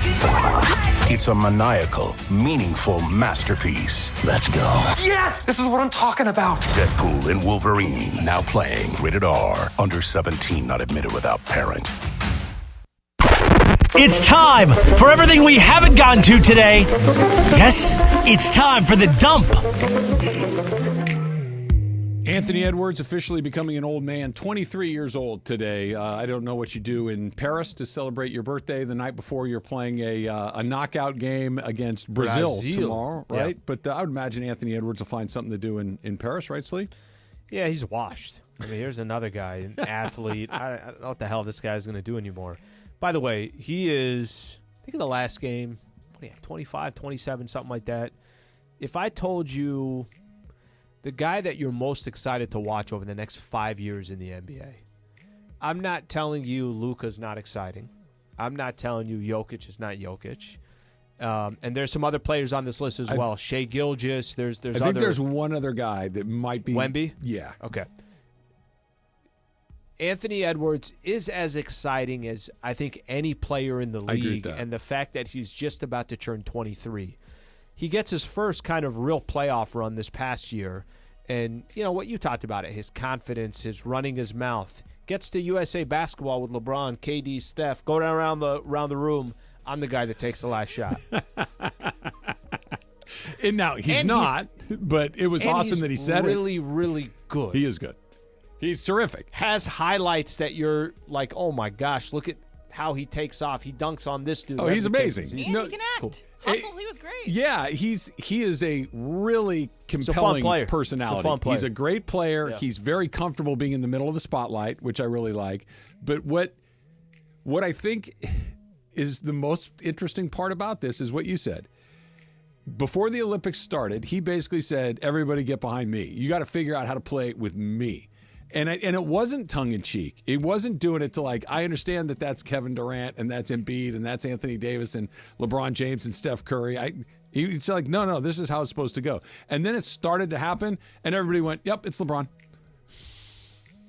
that like it wasn't like everybody. There wasn't even a push-pull at all. The second it gets hard, it's, hey, where's LeBron? Yep. LeBron, quick, get in here and fix this and for us. If you think they're doing that, imagine what D'Lo and Austin Reeves and these other guys are doing when there's a game going on. That's what I mean. And I like Anthony Edwards a lot. He's super fun to watch. And to your point, Al, he's going to be the best player in the league at some point in his career or win an MVP or however you want to say it. But even now, it's like, where's the 40-year-old to bail us out? Are you enjoying the basketball? I've tried to watch it a little here and there. I'll be honest with you. I will find more intrigue in, and I have not watched full games, but I watched, it was France, and I'm trying to think who they played. Was it China or Japan? I know they played. Australia? Maybe Australia. No, it was Japan. It was Japan. Okay. You're right, yeah. Germany just recently had a game. I catch myself, I'd rather watch a game that I don't know what the conclusion is going to be than watching USA versus a squad that I know they're going to win by 20 against. Is it just cool that we have the best guys and we're going to continue to win these things, or should we tweak it a little bit? Try to tweak something that makes it more competitive. I don't think you can. How do you tweak the Olympics? I don't know. I mean, it doesn't help that even a player like Joel Embiid decided to go to the USA, right? Yeah, but like he had citizenship. Say he goes to France or Cameroon or wherever the team that I know he what you're was saying. eligible Well, they're for. going to win now? Probably not. No. Yeah. He's not even the best center on this team. Yeah. That AD is Which is outplayed surprising him. because it is surprising. You did think that he was the best center. It's pretty remarkable. Neil Armstrong, the man on the moon, his birthday today. Yeah. That's a pretty good thing to be known for. Hey, what'd you ever do with your life? Well, I was the first guy ever to walk on the moon. Yeah, that's pretty cool. One step for man. Well, there was that I don't know if it was Comic-Con, but if it wasn't actually Comic-Con, something like Comic-Con, where like Mark Hamill was drawing this crowd because he plays a space guy, and Neil Armstrong was like over there by himself, like, hey, I actually walked on the moon. You know what it was? It was a episode of The Simpsons. That's what it is. Yeah. That just popped into my head. An episode of The Simpsons. But that probably happens all the time. Hey, that movie was based on this guy. Cool. Can I go talk to the guy that was in the movie? You don't want to talk to the guy that is based on? The OC premiered on this day in 2003. I tried. Did you ever watch it, Em? No. Did you ever watch it, Slee? No. I wanted to like it because it was kind of a knockoff on 90210. I was going to say, is that basically what it was? Melrose Place, and they were going to set it in the OC, and it just was like, nah. Okay, I'm looking at it right now. Just was super cheesy. I'm looking at it right now. 90210. But even worse. Don't you ever say that, Em. Take that Thank back. you, Al. I'm talking to Travis here. I don't recognize one person on that show, the OC. So you tell me, did it do awful and no? Oh, it killed it? It was on for a long time. Rachel Bilson and Adam Brody are pretty famous. It was not like, it didn't just show up and go away. It was on TV for 5 or 6 years. About 15 seconds ago. Yeah. I got demolished from every angle. So 5 years? Yeah. Somewhere there. 4 seasons. That's a pretty good run. If you last for more than one season, that's a pretty good run. When's like the Riverside coming out? Well, that's what they did. The IE, the kid, the IE, the rough and tumble guy that came to the OC was from Riverside. That's how you knew it was sketchy, because he's from Riverside. It's like, yeah, who cares? He's from like, hey, where are you from? Riverside. Oh, it's like, yeah, Riverside's fine. The only show El Cajon coming out this fall. The only show I watched from about Orange County before I moved here was Arrested Development. That's a better representation, I think, than chances the John OC watched was. the OC. Good. Yeah? I think good. Because he likes down your wheelhouse likes the here, soap John? opera. He likes those sort of things. Were you an OC viewer, John? Every episode at least 3 times. Yeah. Am I do it in the OC, bitch? That was in the pilot where he punched him out on the beach. I remember that. And the only thing I remember is 3 that times scene an episode. and the bad guy was from Riverside. Of course. That's all I remember about that show. course. What That's am I misremembering? Is there anything? You're not misremembering anything. And later in life, I played golf with Peter Gallagher, who was he was the dad. Show. Yeah. Yeah. Yeah, and he said, one of the easiest paychecks ever. Yeah, he was barely in it. Yeah. He'd just show up, say like, "Now you know, son," and then they'd cut back to the kids goofing around at the beach. Right. It was not the best show in the world. Risky Business came out on this day in 1983. I know Highly it wasn't underrated. Yeah, I agree. I know it wasn't his first movie ever, but it was kind of the movie that made Tom Cruise like a mega star. He was probably in his early 20s when he made it, playing a high school kid. But that movie, when they're being chased by Joe Panther. No, I don't think I've ever seen it. You've Really? never seen I don't Risky think I ever saw it. Business? No. How is it? Yeah. Were you born at age 30? 82. I was born in 82. Say, Trav, how many times have you seen Risky Business? A dozen.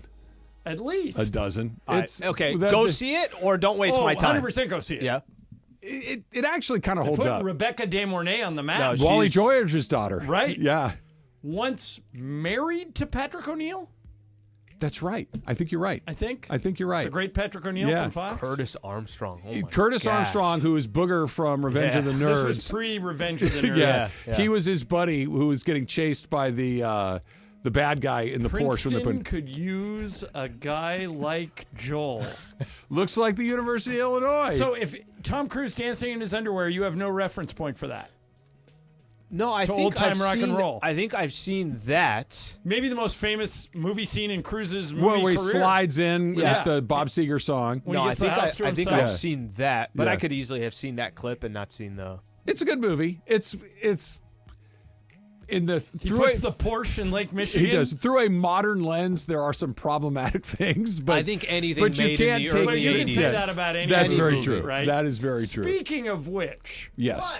speaking of which, Yes. I call BS on you and this whole round trough thing. John. Never seen one ever. What is a round Anthony He claims that in a would you say At the Rose Bowl, Rose but Bowl. he The Rose claims Bowl. at At the various Rose Bowl. stadiums across the land they had round troughs that you pee in. Yes.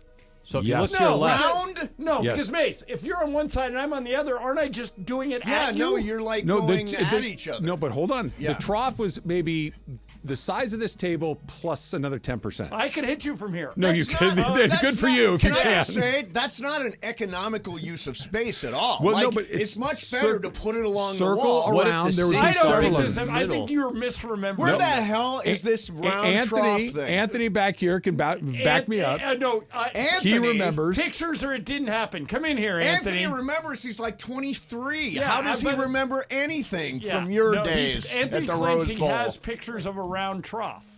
Okay, there. Oh, there. Where well, were click they on one of them. located? Click on them. They were at the Rose Bowl, John. They They look like fountains. That's what I said. Yeah, it That's looks exactly like what I said. Like water should be spraying up the This middle is like the a fountain. worst idea I've ever Who seen. invented the They round had trough? them. I'm Obviously, you're 99 telling the truth. I'm 99% sure they had them at the Rose Bowl, and I'm No, 90. isn't that picture say Rose Bowl? and I'm 90% sure they had them at Dodger Stadium. And 90% Really? sure Yes. they're coming to the Intuit Dome. See, oh yeah, right. Yeah. Yeah, they got room for all kinds of toilets. Yeah. I can't believe there was a very I remember going to the Rose Bowl with my dad and going, "We're using this thing." He's like, Worst "Yeah, part about just the go Rose for Bowl it." in the 80s. If you, because every college game, as you guys all know, the co-eds congregated on the concourse. Okay? So if you wanted to go talk to girls, you had to leave your seat Yeah. and go out to the concourse. There were a few games where I knew girls that never got inside the stadium. They just had. But the problem was you could not get back in. Like the tunnels Oh, they're would so get narrow. so crowded full of people. That's still a problem with the that- Rose Bowl. that That's a you problem can't- with Coliseum Yeah. also. that you can't get in. Like I was in there once for 20 minutes. Now I will Oh, say, yeah, I and it's think claustrophobic, I think too. the Rose Bowl tunnels are actually worse than the Coliseum. They are. The Coliseum tunnels are bigger. Well, I don't you've think got the more Rose Bowl space. tunnels have been renovated ever. No, I mean, and it's they're just low. like a. Like Right. if you were 6'6" or taller, your head's practically scraping on the top. Jorge, let's do a little super crosstalk. ESPN AM 710 Los Angeles. KRDC AM 1110 Pasadena, Los Angeles. K256CX 99.1 FM, Pasadena, Los Angeles. It's the greatest segment in LA sports radio history. Oh my God.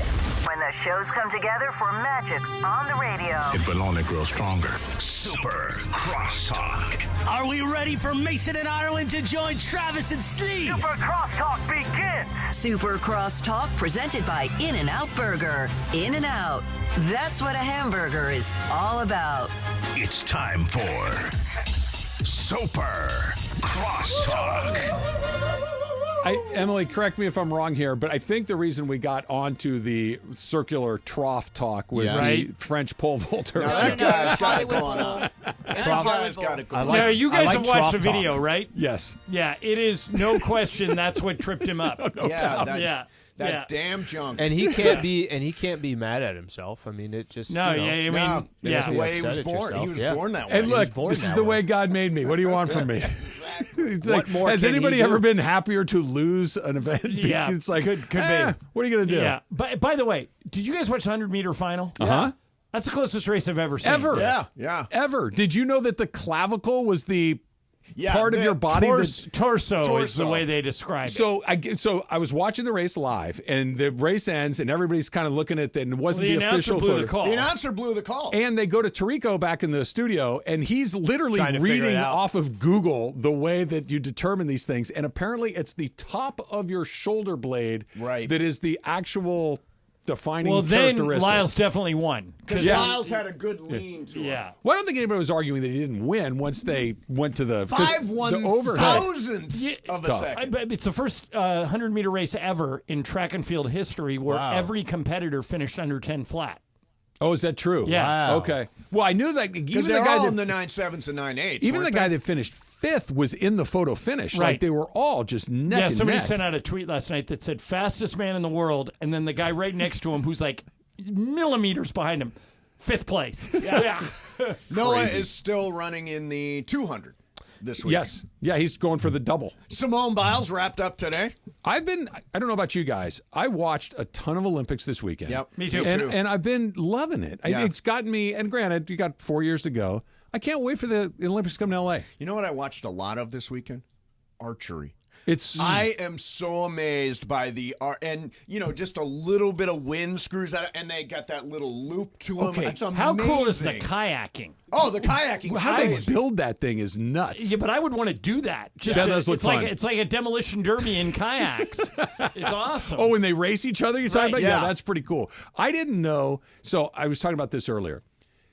The guy that's the archery assistant, I'm sure it has a better title than that, but that just looks through the little binocular. Yeah. That's the best gig in the entire Olympics, that right? is Like all he does. you're a little left. Now, isn't that a coach? Is that the coach? Is that the coach looking But he's not through offering there? any tips. He's just saying, yeah, you're a left. Yeah, left. You missed a left. A little high. Yeah. And then when somebody would get a 7, it'd be like, oh. I didn't I left the door open. I'm watching the diving, and I hear the announcer go, "Oh, that's a little off," and I'm like, "What's a little off?" And they look exactly the same every time they do it. Most dangerous event at the Olympics is?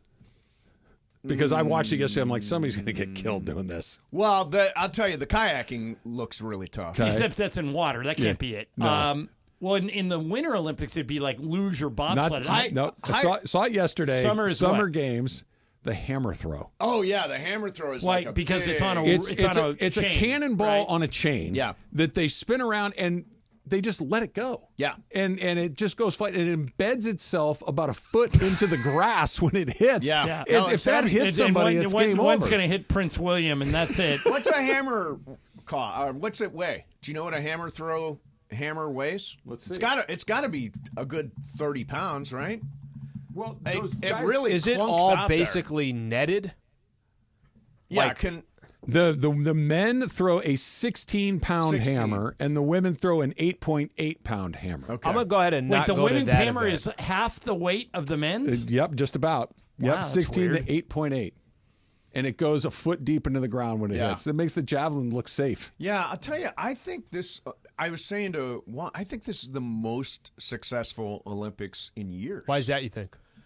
I think part of it is that COVID? Paris is very accessible. I think part of it is that there are crowds as compared to Tokyo. There are people there and rooting and families there and all that stuff. Some of the backgrounds in Paris are as beautiful as you can possibly Did you see be. the bike riding guy? Unreal. Finished Unreal. With his The hands Eiffel up Tower? under the Eiffel Tower. I'm like, Well, have you guys seen any of the beach volleyball? It's underneath It's directly underneath It's the Eiffel amazing. Tower. Yeah. And I think What's that's his name?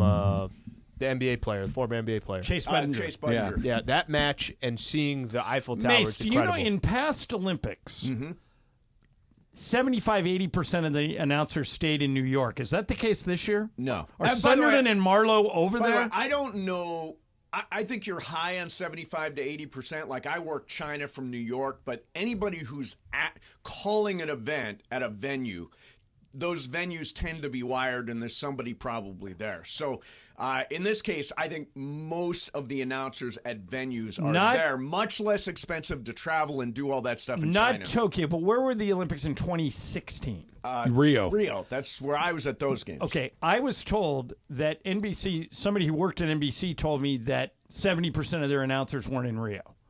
Well, Now- even I was in Rio. Yeah, but you were working for Westwood One, right? Yeah, I think but they sent everybody. But we interviewed all the announcers. They were Rio. It's the one before China where they didn't. Maybe that was it. Beijing was where they didn't send a lot of Well, people. I think- Which is weird because I've been to Beijing. Yeah, I wonder, to go back to what you're talking about, Mace, I think part of it is Paris is just beautiful. Right, so you It get is. I was watching some fencing yesterday. They're doing it in the Grand Palace next to the. It's like it looks like you're doing it in a museum. I believe that would be the Grand Palais. Palais, yes. Palais. They were doing it in the Palais. Yeah, the but Palais. it looks like something out of a movie. It looks like Pirates of the Caribbean or whatever it is. Right. So what's the setting for LA? I know we got all the venues. Like you got the stadiums, you've got the pools, but what's the iconic landmark? Everything's finishing Hollywood sign. Is that what it is? No, That's it'll what be Griffith Observatory. but the cool thing will be do you guys know yet if the opening ceremonies are going to be at SoFi or at the Coliseum? I've heard it's going to be a combination of the two. Because what's kind of cool is the 32 Olympics were in L.A. Yep. The 84 Olympics were in L.A. And it'd be cool if this was the opening ceremonies for all three of them. I think they're planning on using it in some, but SoFi is going to be where they do swimming. I would imagine you can't build a pool in a couple of days. No. The opening ceremonies, I think, somehow start at the Coliseum and then wind up at SoFi, and then right after the opening ceremonies is when they build the pool. They construct in a SoFi. pool in a couple of days. They did that in Paris. That they had a feature at the beginning of the Olympics that stadium was not built. It was a soccer game was there like 3 weeks ago. Backup plan is they can raging do it waters. they can do it in like 2 days. Well, the other thing they're doing is they're moving track and field to week 1 and swimming to Oh, week they're going 2. to flip it. That'll give them more time to set up the pool. Okay, that makes a little bit more sense. Yeah, so they'll alternate. But we don't have. I mean, look, LA's got like you mentioned it, the Griffith Park Observatory, the Hollywood sign. Yep. There are a few things, but nothing quite like that. Like even in New York, you've got the Statue of Liberty, we the don't got Empire no State Eiffel Building. Towers. We don't have anything like that Hollywood here. sign is pretty Pretty iconic. The 84 Olympics, the shot they kept showing was the LAX airport structure. That You know, little one? crab-looking thing? Yeah. Yeah. Was like involved in What that about stuff. Coastal? That What was about probably Coastal? operational then, right? Coastal, they'll show the But that's Santa a beach. Monica Pier. It's pretty, but it's a beach that could be a lot of different Now, what places. I remember about the 84 Olympics opening ceremonies is produced by David L. Wolper, who actually produced big Hollywood The guy. Winds of War. Okay. Was Ooh, the his big miniseries? thing. Yeah. Yeah. And they somehow got like this UFO spaceship thing to land outside during the closing ceremonies. Do you remember this? The Vaguely. UFO spaceship Yeah. thing, which was a gigantic thing. The other thing about the LA Olympics, first ones to ever make money. Yeah. Well, that's why the And they bids made went a crazy. fortune, There's and it still got- a massive surplus. Yeah, and it got Peter Uberoth the baseball commissioner job. Yeah, because that's right. he did such a good job. They said, let's hire him to do that. I want to be involved in the games in 2028 in some capacity. All right, so here's the job you want. Yeah. You want the job I had in 84. The host? You are an escort for a big company. I don't other think words, they I want work for 56-year-old guys for Oh, that. you'd be surprised. They want people that know LA. Okay. So what You can do that. I can do that. What you want to do is you want to escort bigwigs to events because they always have extra tickets. And it was, Trav, it was so weird that at one time my boss calls me and he goes, okay, the biggest name in Anheuser-Busch is coming out here. I go, is it somebody with the last name Bush? Yeah. He goes, right below that. He goes, they're staying at the Westwood Marquee, which I think is a W now. Okay. They said, That's the one right by the UCLA campus, right? Yeah. Where Larry David on Curb Your Enthusiasm had to wear the sign, I steal silverware. Yeah. But they said, we need you to go to his room and make sure the room is perfect. And I went, he hasn't checked in yet, right? I go, you don't trust the hotel to do that? He said, no. And he goes, here's the number one most important thing. I go, yeah. I know what it is. Go through the mini bar and make sure there are no non-Anheuser-Busch products in the mini bar. Oh, yeah. He goes, it is a fireable offense if we don't take care of this. And I went, okay. John drank 7 Coors Light. I went over there, and everything was. They had given that directive, and everything was perfect. I changed nothing, but I got paid to go over there and scout out the room. It's a good gig. I'm going to be looking around. I'm not even doing a bit here. I really want to be involved in it in some way because I know have called a bunch of events, Mace. You, John, I've heard you tell that story before. Yeah. That for a couple of weeks, being able to do something like that, I think would be really fun. I remember that. Yeah, the UFO that landed outside the closing ceremonies. Yeah, I just found video of that. I remember that was the really opening ceremonies where Rayford Johnson came in and held the torch up, and it kind of crawled up the bigger torch in Well, the coolest the one of those Coliseum. was, Mace, did you go to the ones in Barcelona. Barcelona? Where they shot the I did arrow not. into the cauldron. That was a great That's iconic. lighting of the cauldron. Yeah. You know what the least... Ali in Atlanta. Ali was good. It was crazy. In Seoul, Korea. Yeah. When they right before they lit the cauldron, they did the ceremonial release of doves. They burned them all up? They all landed on the torch, and then they lit the torch. And killed all the birds? 11. Most of them. 11 went down. He told me the story on Friday. I did a full research on it. Yeah, it did... Not great. Yeah. Probably didn't think that one out to the end. Now I was disappointed to learn, the torch in Paris is LED lights. Yeah, it's not even a fire for there being an enviro. I guess what happened was the doves just went there, and the timing of them doing the ceremony, it's like, we have to do this now, and they took a chance there, and we lost 11 They thought doves. they'd have a chance to get out of By there. the way, was the most predictable headline ever that somebody had E. coli poisoning from swimming in the Seine? Did you read where the Australian triathletes started taking antibacterial E. coli drugs before they even showed up, knowing they had to get into that river? Just weird. What's weird is I find this weird. The mayor of Paris swam in the river. It's like, why?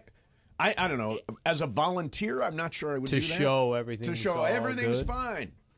They've already had several athletes show up sick. Yeah. It didn't work out the No way matters they arrives. wanted. Yeah, don't do that. Yeah. Somebody give me a job in the Olympics. Super Crosstalk was brought to you by In-N-Out. In-N-Out, that's what a hamburger's all about.